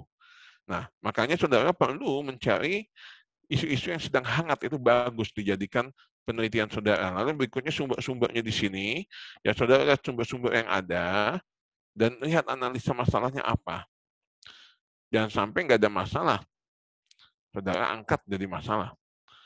Kayak contoh, waktu itu mahasiswa kami ada yang buat topik, profil dosen yang diharapkan oleh mahasiswa teologi. Ada masalah nggak? Nggak ada. Kok nggak ada masalah, ngapain kamu angkat? Gitu. Walaupun ya nggak harus ada masalah untuk meneliti sesuatu, tetapi akan lebih baik jika masalah itu dijadikan dasar atau awal dari sebuah penelitian. Yang berikutnya adalah formulasikan pendapat saudara dengan kritis, lalu catat apa yang jadi sumber-sumbernya, kutipan. Nah, ini penting kenapa dalam saudara dalam membuat penelitian nanti, penting sekali untuk saudara memulai, kadang bingung, saya mau tulis apa ya? Selalu banyak di kepala, terlalu banyak mau ditulis, sampai akhirnya nggak mulai satupun. Nah, makanya dari hal yang kecil, apa yang saudara mau tulis, lihat apakah itu memang sesuai, sumbernya banyak, cek di Google Scholar, sumber-sumbernya, mungkin nanti Pak Nathan atau tim bisa ajarkan bagaimana cari sumber-sumber jurnal OJS di Google Scholar, saudara tinggal download, dan saudara bisa pakai. Kami mengarahkan mahasiswa-mahasiswa sudah didorong untuk nulis paper, nulis skripsi, lebih mayoritas sumber literaturnya pakai jurnal. Karena jurnal itu lebih besar bobotnya dibandingkan buku, apalagi blog, bukan blog, internet. Kalaupun internet pun kami juga lebih selektif, tidak boleh WordPress, Blogspot yang lebih sifat pribadi.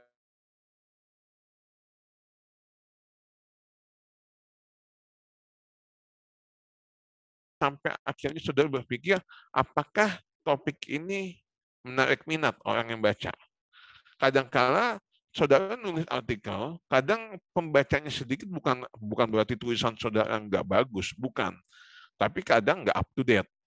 Ya, oke ya. Bukan bicara tulisannya nggak bagus, kadang tulisannya bagus, tapi nggak sesuai dengan keadaan sekarang. Begitu. Oleh karena itu, saudara pikirkan lagi kembali ketika menulis sesuatu, tanyakan apakah yang saya tulis ini memang sesuai atau sedang ramai atau cukup hangat dalam pembicaraan saat ini. Oke, dan sama seperti yang Pak Nathan, yang terakhir nggak kelihatan ini ya, saya geser dulu. Ya, tentukan dulu siapa yang jadi peneliti, audiens saudara wawancara, kalau misalnya saudara penelitian kualitatif, atau exegesis, mungkin teksnya apa yang saudara teliti, lalu pastikan bentuk format tulisan saudara. Dalam menulis jurnal, itu bahasanya bahasa akademis, sama kayak saudara nulis paper, skripsi, bukan bahasa khotbah. Tidak boleh bahasa yang sifatnya ajakan atau persuasif. Begitu ya. Dan malah disarankan, dalam jurnal itu saudara interaksi. Interaksi dalam arti gini, saudara menulis misalnya satu pernyataan, lalu saudara kutip, menurut si A seperti ini, menurut si B seperti ini, menurut si C seperti ini, akhirnya saudara mungkin ambil beberapa pendapat, jadi saudara lebih prefer kemana? Alasannya kenapa? Jadi kayak berinteraksi, saudara menyatakan sesuatu hal, lalu ada dukungan dari beberapa penulis, dan saudara lebih prefer cenderung ke yang mana? Dengan alasanmu. Itu. Nah, itu lebih bagus kalau misalnya artikel jurnal itu ada interaksi, begitu. Oke. Lalu evaluasi juga, analisa apakah kira-kira semuanya udah pas, mendapatkan porsi yang baik dari pendahuluan sampai kesimpulan. Sama secara tampilan, artikel jurnal kualitatif dan kuantitatif tidak jauh berbeda. Oke, saya ulang lagi, kualitatif dan kuantitatif dalam hal artikel jurnal tidak terlalu jauh beda, bedanya hanya di bagian hasil dan pembahasan. Bagian pendahuluan, kalau saudara lihat artikel jurnal, itu sama tuh. Judul, abstraksi udah pasti, Indonesia, Inggris. Ya, lalu pendahuluan, di pendahuluan itu saudara diminta untuk menuliskan kebaharuan ilmu, seperti yang Pak Junior tadi jelaskan. Lalu di bagian metode penelitian ini, saudara bisa jelaskan penelitian ini penelitian kualitatif dengan menggunakan apa? Dengan pendekatan, misalnya kalau kayak saya punya yang tadi fenomena Frank, dengan pendekatan fenomenologis, di mana saya meneliti beberapa informan untuk mengetahui motivasi mereka dalam melakukan prank dan pengaruhnya terhadap spiritualitas mereka. Itu metodenya seperti itu saudara jelaskan, dan bisa juga ada jurnal-jurnal yang memang meminta urutan yang saudara lakukan dalam penelitian tersebut. Jadi memang kembali lagi ketika nanti mau submit artikel, lihat ketentuan jurnalnya. Karena tiap jurnal pada umumnya sama, tetapi ada jurnal tertentu yang minta di bagian metode penelitian, mereka minta ada kayak urutan penelitian. Oke, lanjut lagi bagian hasil dan pembahasan. Ya, bedanya kalau tadi mungkin dalam hal kuantitatif itu ada SPS semuanya dijelasin, tetapi dalam hasil pembahasan artikel jurnal kualitatif langsung kepada pembahasan apa yang dibahas. Contoh kayak misalnya saya bahas tentang fenomena prank, berarti saya langsung bahas prank itu seperti apa, lalu langsung saya bahas lagi dalam hal analisa dasar apa yang menjadi motivasi mereka. Kenapa mereka melakukan, apa yang bagaimana perasaan mereka ketika mereka melakukan hal tersebut. Nah, itu menjadi apa namanya menjadi tampilan saya tampilkan dalam bentuk tabel dan akhirnya saya mengambil kesimpulan dari hasil wawancara, hasil tampilan tabel tersebut sehingga mencari seberapa besar pengaruhnya dan dampaknya terhadap spiritualitas remaja pada masa kini. Nah, itu kalau misalnya saya bahas tentang hermeneutik atau biblical, saya langsung exegesis. Saya exegesis, langsung saya lihat kepada kaitannya dengan topik yang dibahas. Misalnya saya pernah bahas tentang makna ibadah di dalam dalam Roma 12 ayat 1 sampai 2 dalam kaitannya dengan ibadah online. Nah, hasil dan pembahasan yang saya lakukan adalah saya exegesis dulu itu, ayat 1 dan 2 sudah selesai, lalu saya kaitkan dengan pelaksanaan ibadah online. Di mana Paulus mengatakan bahwa ibadah itu adalah bicara kehidupan kita, lalu dalam hal ibadah online, artinya mungkin yang bisa kita tarik adalah mau itu ibadah online, mau ibadah onsite langsung, sebetulnya ibadah itu sama. Ibadah tidak didasarkan pada tempat, pada media atau apa, tetapi mau online pun tidak mengurangi kesungguh-sungguhan atau kualitas kita dalam melakukan ibadah. Lalu itu bagian hasil dan pembahasan. Jadi memang perbedaan kualitatif dan kuantitatif di hasil dan pembahasannya. Di situ dalam penyajian data. Lalu nanti kesimpulan, dan biasanya ada jurnal juga yang minta rekomendasi di sini atau saran, lebih tepat itu nggak wajib ya. Ada jurnal yang minta, ada yang nggak. Kayak di jurnal Caraka yang saya kelola, rekomendasi ini ada, tetapi nggak wajib. Kalau ada ditulis bagus, kalau nggak ada juga nggak masalah. Rekomendasi ini bicara apa? Rekomendasi ini bicara untuk penelitian selanjutnya. Kira-kira dari topik yang saudara buat, saudara menyarankan ada topik penelitian selanjutnya itu dari topikmu apa? Misalnya, kayak saya bahas tentang prank di kalangan remaja terhadap spiritualitas mereka, maka rekomendasi yang saya lakukan adalah saya berharap ke depannya ada jurnal yang membahas tentang pendekatan psikologis bagi remaja yang terbiasa melakukan prank. Nah, itu supaya ke depan nanti ada penelitian lain gitu yang bisa dikembangkan dari apa yang saya sudah buat. Dengan demikian ketika penelitian itu dilakukan, mereka membuat kebaharuan berdasarkan apa yang sudah saya tulis seperti itu. Jadi memang ini sifatnya opsional, tetapi memang ada jurnal juga memang pakai atau tidak. Tetapi ini kurang lebihnya adalah garis besarnya ketika kita menulis menulis artikel di jurnal untuk penelitian kualitatif. Sama saja, hanya di hasil dan pembahasan. Dan memang kembali lagi, dalam setelah rekomendasi yang terakhir daftar pustaka. Sama seperti Pak Nathan tadi bilang, bahwa dalam daftar pustaka semuanya didaftarkan. Dan memang sudah mulai banyak jurnal yang menerapkan supaya penulis itu memakai Mendeley. Jadi saudara, ya saya mendorong juga nih saudara, kalau memang nanti mau, misalnya saudara mau submit ke jurnal kami, dipastikan saudara sudah pakai Mendeley. Kami agak sedikit ketat sekarang, karena jujur saja, kalau manual agak susah periksa satu-satu titik koma hurufnya. Tapi kalau saudara pakai Mendeley atau Zotero, itu saudara nggak mungkin salah, kecuali saudara salah input data di Mendeley-nya. Begitu, selama input datanya betul, saudara pilih sumbernya itu betul, mungkin itu dari buku atau jurnal atau mungkin internet atau apa, itu tidak akan salah. Ya, dan juga selama pengutipannya sama, misalnya Turabian 8 atau pakai APA atau apa, itu tidak akan salah. Nah, itu akan sangat membantu bagi editor, bagi chief editor untuk memeriksa. Karena kalau saya pernah dulu memeriksa satu artikel di jurnal kami, waktu itu masih manual. Penulisnya masih agak gaptek, orang tua. Saya bilang, Pak harus pakai ini, tapi dia nggak bisa. Oke lah, dia minta tolong, akhirnya saya tolong.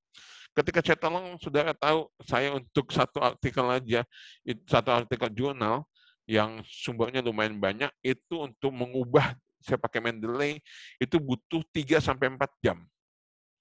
Gitu. Karena saya harus masukin dulu buku-bukunya, lalu setelah itu baru saya kutip ulang. Gitu. Nah, itu kurang lebih 3 sampai 4 jam, itu memang sangat menyita waktu. Nah, kalau memang saudara nanti mensubmit artikel ke jurnal, ya, kalau saudara memang submit, pastikan saudara juga bisa udah pakai Mendeley. Mahasiswa kami di STT-IBC sudah kami akan memakai Mendeley. Baik itu skripsi, baik itu mereka nulis jurnal, pasti. Yang ketiga adalah paper, tugas-tugas mereka pakai Mendeley. Gitu, supaya mereka terbiasa, supaya Mendeley ini menjadi kebiasaan dalam lingkungan akademik kami, begitu. Jadi memang baru dimulai tahun ajaran ini, memang sifatnya sekarang masih peralihan, ya, tetapi nanti mungkin tahun depan saya akan seperti ketok palu, wajib pakai Mendeley. Dan dosen-dosen juga semuanya juga harus memahami itu, karena dosen juga harus tahu juga bagaimana dalam mengoperasikan Mendeley. Jadi seperti itu, saudara, dalam penelitian kualitatif. Dan saya akan kasih contohnya aja langsung, berapa menit lagi waktunya? 5 menit lagi, Pak. 5 menit. Oke, ini contohnya. Misalnya saya punya fenomena Frank, Donald Cambotti.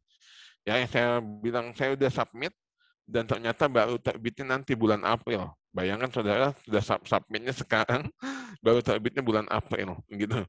Ya memang harus begitu. Dan nanti di review. Jadi saudara ketika nanti submit jurnal, artikel ke jurnal, jangan kecil hati kalau di review. Justru review itu membuat tulisan kita semakin lebih bagus. Oke, langsung saja. Ini judulnya, lalu ini abstraknya bahasa Inggris, lalu bahasa Indonesia. Ya, biasa ya, saudara, abstrak itu bicara tentang latar belakang masalah, lalu metode yang saudara pakai, lalu langkah-langkahnya apa, yang saudara lakukan, kesimpulannya apa. Dengan kata lain gini, abstrak itu kayak ringkasan daripada jurnal. Jadi orang kalau mau tahu isi jurnal ya lihat di abstraknya aja. Gitu. Oke, ini pendahuluannya ya. Saya jelaskan semua tentang Frank. Mereka ini jurnal sangat unik. Mereka minta 1 spasi, lalu hurufnya cuma 10, kecil sekali, makanya saya lihat rata-rata artikel jurnalnya yang disubmit di jurnalnya nggak terlalu banyak. Cuma 7 sampai 10 halaman. Karena memang cuma segini. Kalau pakai standar tampilannya Caraka, ini mungkin udah 13 halaman. Oh ya, untuk masalah jurnal, setiap pengelola OJS punya ketentuan masing-masing. Umumnya jurnal itu 10 halaman sampai 12 atau 4.000 kata. Kalau di Caraka itu ada 2 pilihan. Minimal 12 halaman atau 4.000 kata. Mana yang tercapai salah satu itu udah oke. Tapi kalau di bawah itu dua-duanya maka harus diperbaiki lagi. Oke, ini pendahuluannya, ya. Lalu ini hasil langsung, mereka nggak pakai metode penelitian. Memang kembali lagi ada jurnal yang begitu. Mereka nggak pakai metode penelitian, tapi metode penelitian itu dimasukin di dalam pendahuluan. Nah, di sini saya masukin. Penelitian ini dibangun seperti ini. Penelitian kualitatif. Saya jelaskan. Nah, lalu langsung kepada hasil penelitian. Saya jelaskan pengertian dulu generasi milenial. Lalu saya jelaskan juga dia tentang motifnya. Nah, ini berdasarkan wawancara, ya.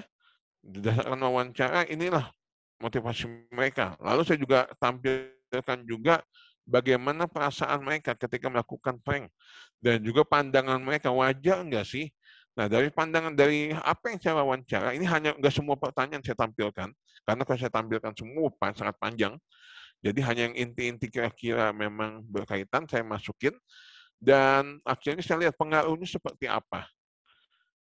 Saya pengaruhnya seperti apa, dijelaskan semua, karena judulnya adalah pengaruh prank. Gitu. Atau fenomena prank di remaja dan pengaruhnya bagi spiritualitas. Nah, ini saya jelaskan di sini. Ini intinya. Inti daripada jurnal ini ya di sini pengaruhnya seperti apa. Dan akhirnya kesimpulan.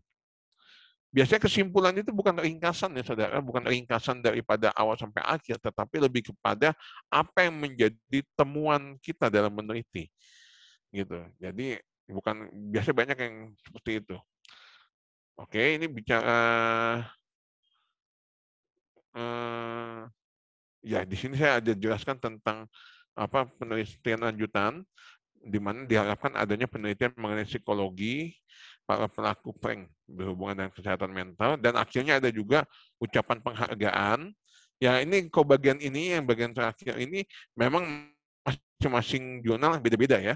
Ada jurnal yang minta seperti itu. Kalau misalnya penulisnya lebih dari satu, biasanya dikasih tahu penulis 1, 2 itu untuk ngapain aja, apa penulis kedua, ketiga dan seterusnya itu tugasnya apa aja dalam penelitian. Gitu. Lalu ada juga ini pernyataan bahwa artikel yang kita buat ini belum pernah diterbitkan. Jadi saudara belajar nanti ketika submit, misalnya saudara punya satu topik, jangan saudara submit di banyak jurnal. Itu secara etika tidak boleh. Apalagi kami ada forum pengelola jurnal STT.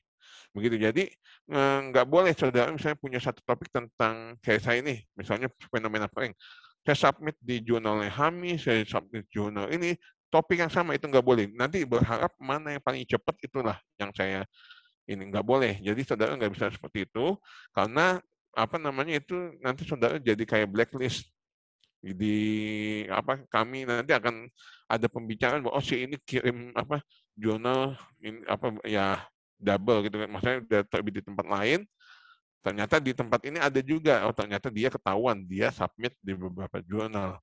Itu tidak boleh. Makanya saudara yang saudara lakukan ya pastikan dapat satu OJS yang bagus, saudara submit dan tunggu aja, pasti diproses. Ya kalaupun misalnya pada akhirnya di reject, ditolak, paling tidak saudara tahu gitu kurangnya di mana, mana diperbaiki. Kalau ditolak jangan kecil hati, jangan pernah kecil hati. Saya pernah kok waktu itu artikel saya ditolak waktu awal-awal, tapi ya jalan aja gitu. Saya pernah artikel saya yang ini, yang video ini saya pernah ini, yang ini saudara tahu nggak berapa kali revisi? Saya di review sampai 4 kali.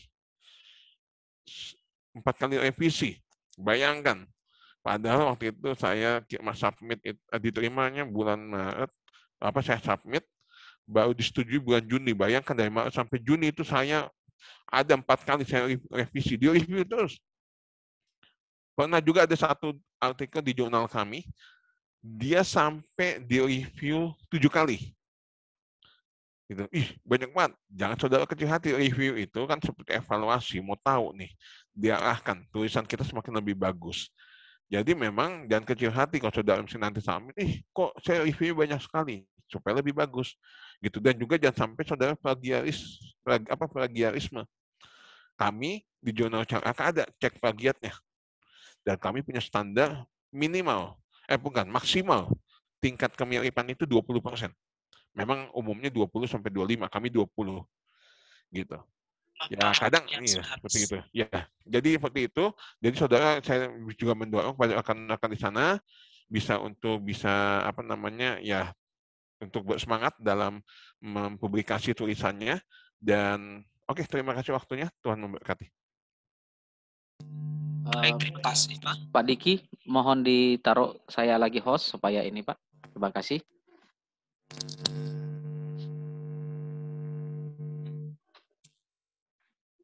Baik, sekarang kita masuk dalam sesi tanya jawab. Ada pertanyaan dari Bapak Ibu dan juga dari mahasiswa, dipersilakan.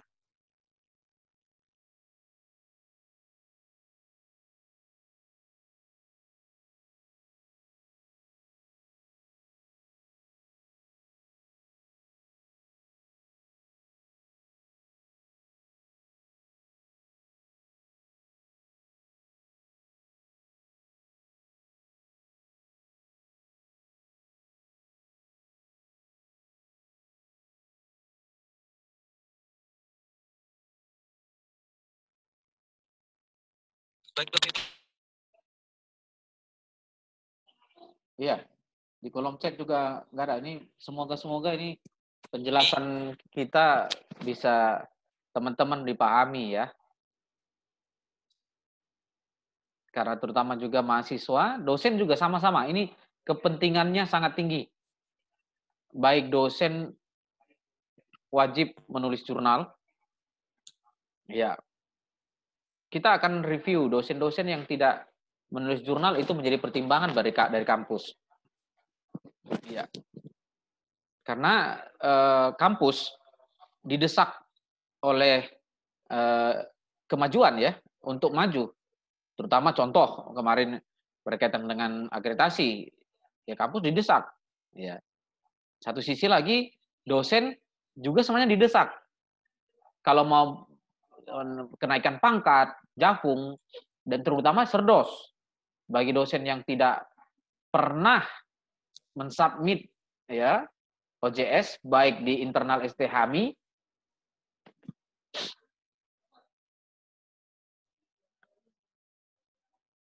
tes. Halo?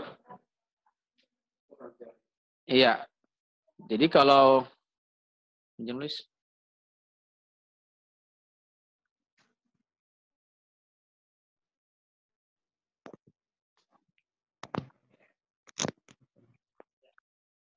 Ya, jadi kalau dosen tidak pernah memiliki jurnal OJS baik di Voice HAMI maupun di OJS institusi lain, ya pastinya tidak akan memiliki kredibilitas ya untuk naik pangkat, untuk serdos, untuk yang lain-lain itu tidak akan pernah diakui. Ya, jadi ini tidak main-main teman-teman ya, tidak teman-teman, terutama bagi mahasiswa. Saya itu orang kita rapat waktu semester Juli Desember awal itu ya pembukaan, saya sudah mengeluarkan surat keputusan bahwa mahasiswa akhir harus memiliki OJS dan sudah disubmit. Itu berasal dari konversi skripsi menjadi jurnal. Itu wajib. Jadi tidak main-main mahasiswa kalau nggak punya OJS yang telah disubmit, kami STT HAMI tidak akan meluluskan meskipun sudah lulus skripsi. Nah, ini benar ingin meningkatkan kapasitas mahasiswa, dosen, dan bahkan institusi kita sama-sama bergerak maju. Ya. Silakan host, apakah ada? Oke, baik Pak. Jadi sudah ada pertanyaan dari STHMI. Pertanyaannya begini. Berapa banyak kita harus mengutip untuk penulisan jurnal kualitatif? Oh, ya berarti ke Pak Diki ya. Iya, Pak. Silakan. Oke. Untuk berapa banyak sih tidak ada batasan. Tapi memang disarankan sumbernya itu mayoritas dari jurnal. Memang sih ini udah aturan umum ya. Saudara kalau misalnya mengutip saudara misalnya nanti menulis jurnal, menulis artikel, diharapkan saudara nanti memakai sumber-sumber dari dari jurnal online atau dari jurnal, dan disarankan biasanya 10 tahun terakhir gitu. Dan itu porsinya minimal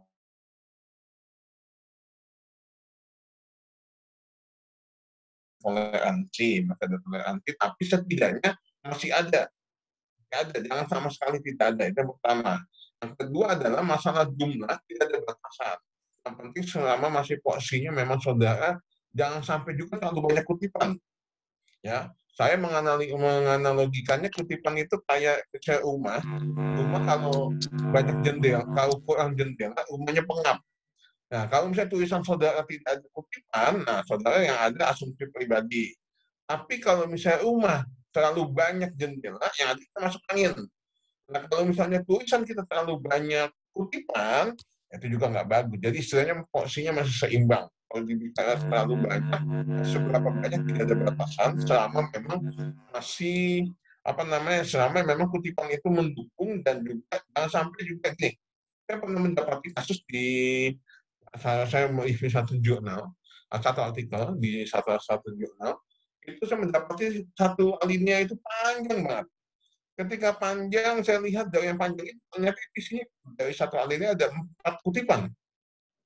4 kutipan gitu. Nah, ini jadi masalah kenapa? Jadi kumpulan kutipan semua, ide dari penulisnya nggak ada. Nah, jadi harus ada seimbang antara ide pokok dari kita, lalu dukungan dari kutipan tersebut. Jadi memang itu dari saya. Mungkin depan apa ada tambahan.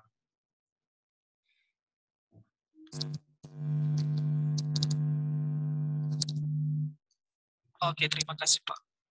Kemudian pertanyaan berikutnya ya.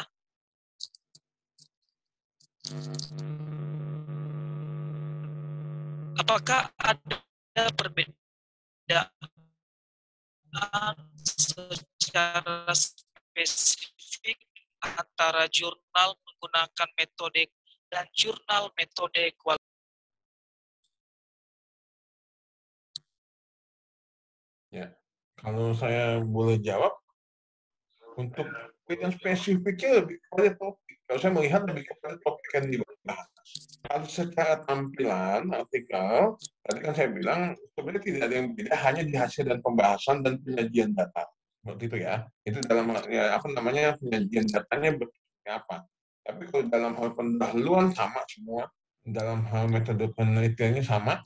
Nah, hasil dan pembahasan itu yang menjadi pembeda. Pembedanya adalah kalau yang kuantitatif mungkin hasil dari SPSS atau mungkin hasil temuan yang di apa namanya langsung dipakai.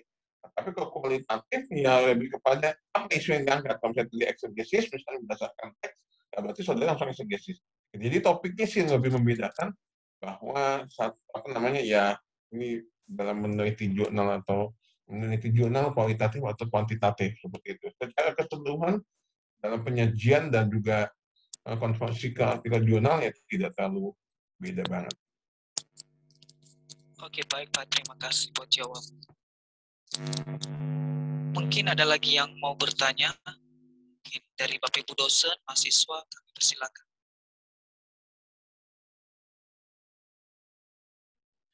Nanti saya akan share ya. Mungkin nanti saya akan share, saya akan kasih contoh-contoh.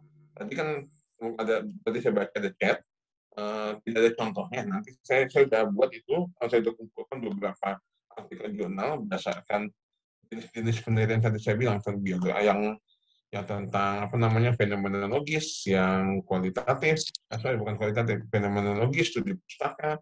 Nanti itu ada beberapa contoh, nanti kita bisa share ke Pak Nathan, bisa diteruskan kepada rekan-rekan di sana supaya bisa melihat contohnya. Terima kasih Pak. Mungkin ada lagi yang mau bertanya?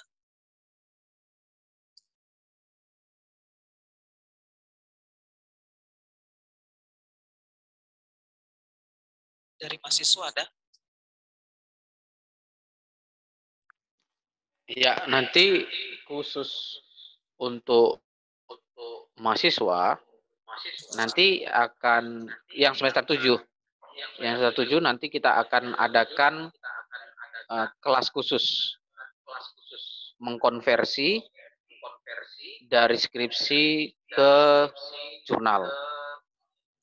Itu berarti kalau kita lihat waktu, berarti setelah sidang. Kita kemarin sepakati sidang bulan 5 ya.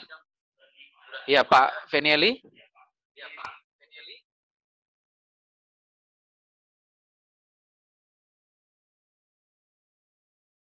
5 Pak ya, kalau nggak salah Pak ya. Rencana begitu Pak. Mungkin kita akan rapat lagi nanti di Januari atau Februari Pak. Itu pastinya. Tapi rencana sekitar bulan Mei Pak, bulan 5 Pak. Ya baik Pak. Terima kasih. Nah, itu berarti bulan 5 akhir itu sidang skripsi. Oleh sebab itu maka nanti kita langsung segera eksekusi supaya dikonversi. Kalau ini nanti sifatnya tatap muka. Dengan demikian seluruh mahasiswa itu langsung seperti workshop, ya workshop mengkonversi langsung. Dengan demikian seluruh mahasiswa nanti memiliki OJS dan nanti kita akan arahkan bisa ke HAMI, voice HAMI, bisa kita arahkan ke STT lain yang tentunya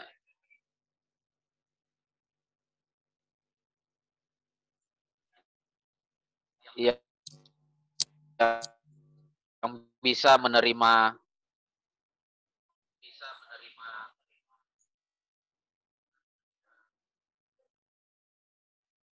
yang bisa menerima jenis kuantitatif tentunya ya. Karena ada beberapa memang kampus itu sulit menerima kuantitatif SPSS.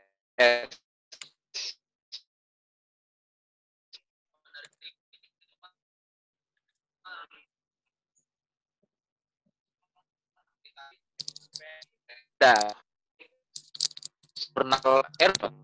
jurnal Erwin, karena kita kuantitatif ya, itu di STT di daerah Sulawesi, ya negeri yang setaken negeri lah pokoknya. Nah terus mereka maaf kami tidak menerima jenis kuantitatif menggunakan SPSS. Jadi kualitatif. Jadi nggak apa-apa. Nggak apa-apa. Memang itulah ketentuan mereka gitu. Jadi jangan berpikir, oh kalau nggak diterima, oh nggak apa-apa karena masing-masing punya ketentuan. Ya, nah ini contoh kan Aman punya ini, saya submit di BMPTKI dan diterima dan sudah dipublish tahun lalu. Ya, oke. Silakan host. Baik, kalau tidak ada lagi yang mau bertanya, maka kita akan menutup webinar kita di siang hari ini. Mungkin sebelum kita tutup, ada yang disampaikan dari para waket, kami persilakan.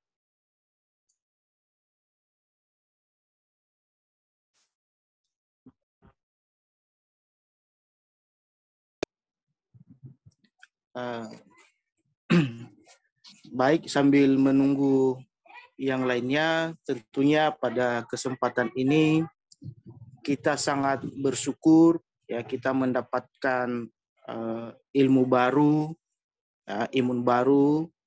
Terima kasih kepada narasumber kita pada siang hari ini, Bapak Ketua Dr. Junior Nathan Silalahi dan juga Pak Diki Domingus. Salam Bapak.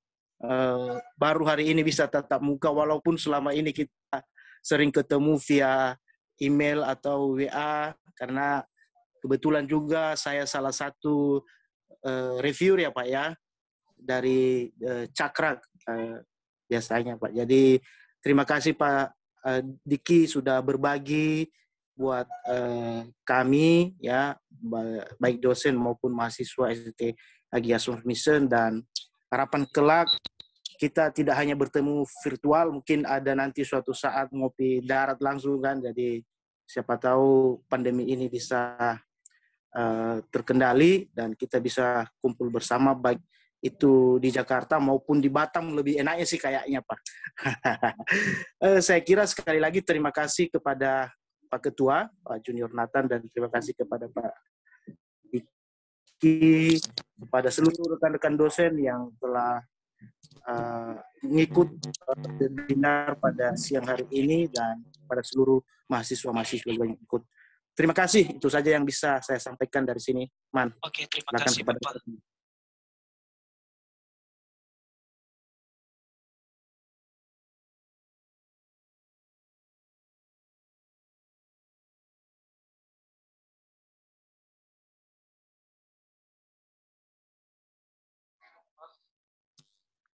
Siapa Man?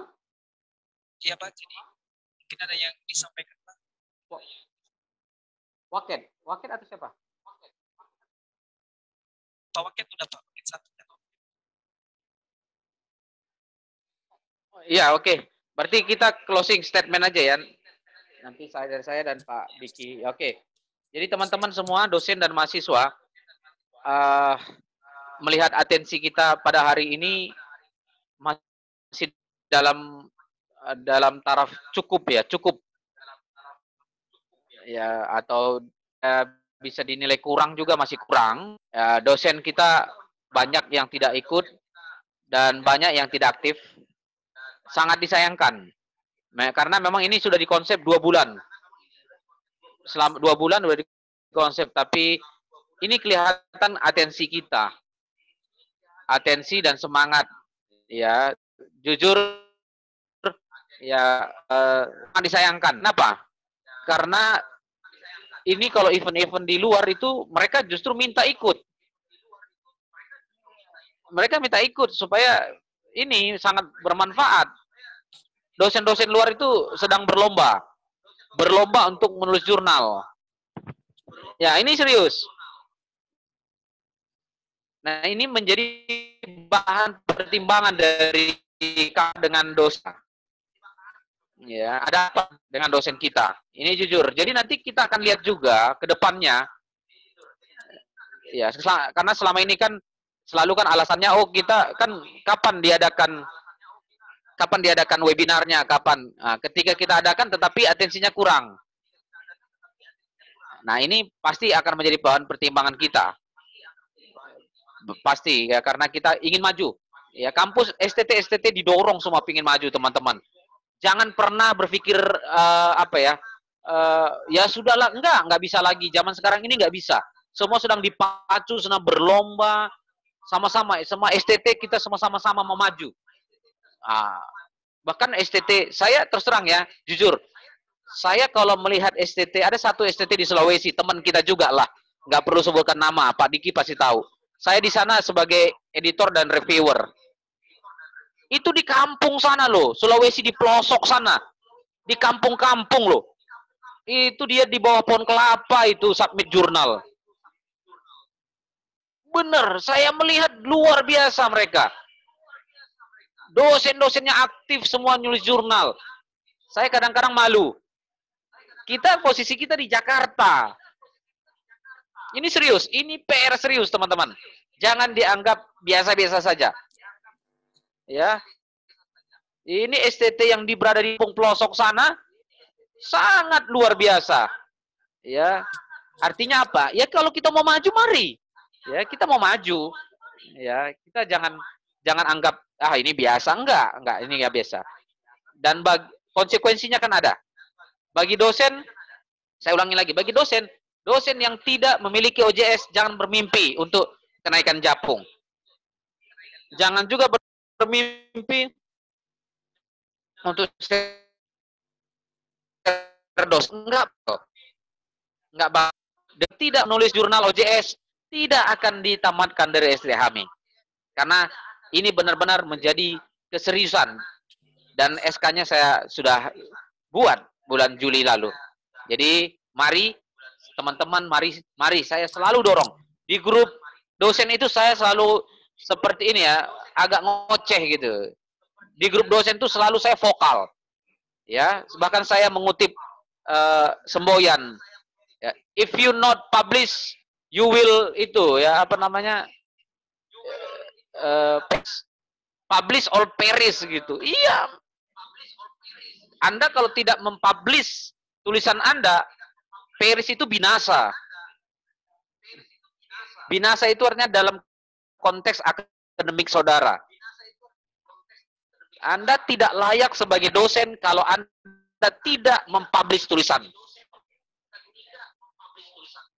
Dan saya tegaskan mahasiswa, Anda tidak akan diluluskan dari STHMI kalau tidak mempublish tulisan jurnal. Saya lakukan ini demi kemajuan. Bukan hanya kemajuan STHMI, tapi menggali potensi dosen dan mahasiswa. Ya, kiranya dengan ini Tuhan menolong kita, memampukan kita. Ya, selama kita benar-benar serius dan kita mau belajar terus-menerus, pasti Tuhan menolong kita. Tuhan Yesus memberkati. Terima kasih Pak. Mungkin ada yang disampaikan oleh Pak Diki Dokus, kami persilakan. Ya, saya paling menyampaikan segala sesuatu yang besar dimulai dari yang kecil. Jadi jangan pernah takut untuk memulai menulis. Jadi saya mendorong teman-teman semua jangan takut untuk memulai menulis. Di review, di reject, atau di apapun, itu proses, bagian dari proses untuk kita bertumbuh. Dan ketika kita melakukan penelitian, OJS khususnya, dalam penelitian jurnal itu, saya membuat istilahnya sekali mendayung 2-3 pulau terampaui. Saya bahkan mendorong teman-teman di sini juga, dan mahasiswa, karena kenapa? Dengan kita nulis, pertama untuk diri sendiri akan memperdalam ilmu, Yang kedua, dalam hal dosen ya, dosen memang ada kumulatif untuk baku, dan untuk mahasiswa juga itu bagus untuk memperdalam ilmu, dan juga untuk institusi juga bagus untuk penilaian akreditasi. Jadi memang kita sekali kerja bisa untuk semuanya. Tapi lepas dari itu semua adalah mari sama-sama semuanya dimulai dari sekarang. No or never. Lebih baik sekarang atau tidak sama sekali. Oke.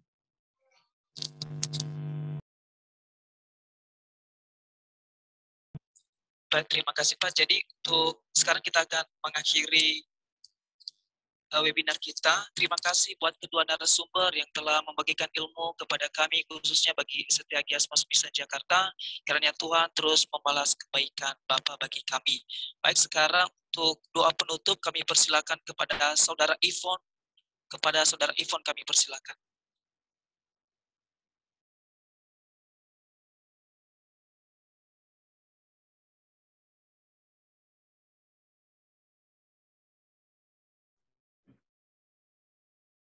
Baik, kita akan menutup webinar kita. Kita bersama dalam doa.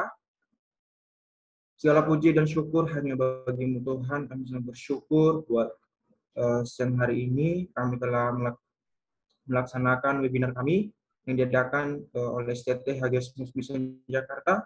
Kiranya Engkau berkati STT kami Tuhan menjadi lebih berkembang dan maju lagi Tuhan. Dan biarlah acara-acara berikutnya Tuhan, biarlah Tuhan juga menolong. Dan kiranya Engkau memberkati kedua narasumber kami Tuhan, baik Bapak Rektor kami, Dr. Junior Nathan Silalahi, maupun narasumber kami juga yang lain, yaitu Bapak Diki. Kiranya Tuhan berkati pelayanan mereka Tuhan, berkati kesehatan, dan berkati juga keluarga setiap mereka. Berkati juga kami setiap mahasiswa-mahasiswa yang ada Tuhan, bahkan terlebih lagi juga berkati para dosen-dosen kami Tuhan. Kiranya Tuhan menolong setiap mereka, menolong keluarga, bahkan pelayan mereka juga Tuhan berkati. Bapa di surga, sementara kami akan berpisah-pisah dari Zoom kami ini, kami percaya bahwa Tuhan selalu ada bersama-sama dengan kami. Terima kasih Bapa di surga, kami telah berdoa dan mengucap syukur hanya di dalam nama Tuhan Yesus. Amin. Amin. Demikian saja acara webinar kita. Tuhan Yesus memberkati. Mungkin Terima bisa foto kasih Pak. Pak Diki atas waktunya. Terima kasih Pak untuk Jangan kesempatannya. ditunggu Pak untuk Oke. sudah. Ya, sip.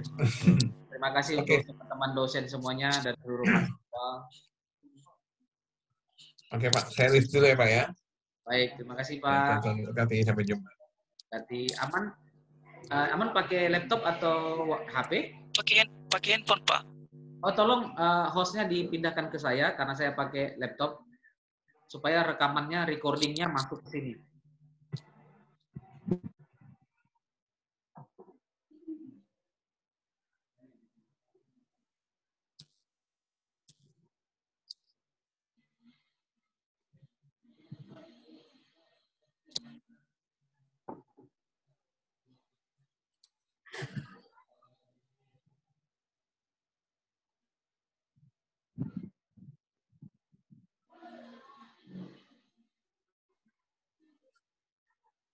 Ya, Pak Jovin, Pak Roroge, oh ya, Yuli ya. Pak Jai, sudah Pak Jai?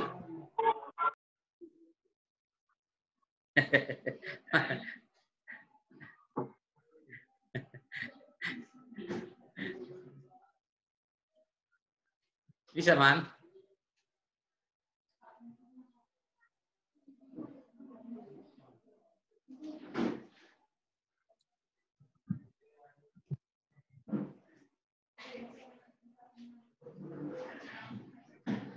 Aku pakai handphone Pak. Gimana caranya? Klik nama saya, JR Nathan 76HI, klik. Terus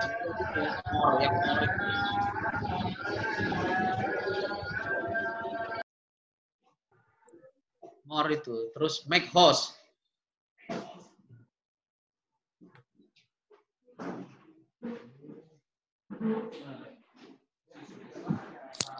Sudah Pak. Oke, ya sudah. Oke, Nando. Tolong ini atau kalau ini stop nanti ya. Stop recording nanti masuk sini ya.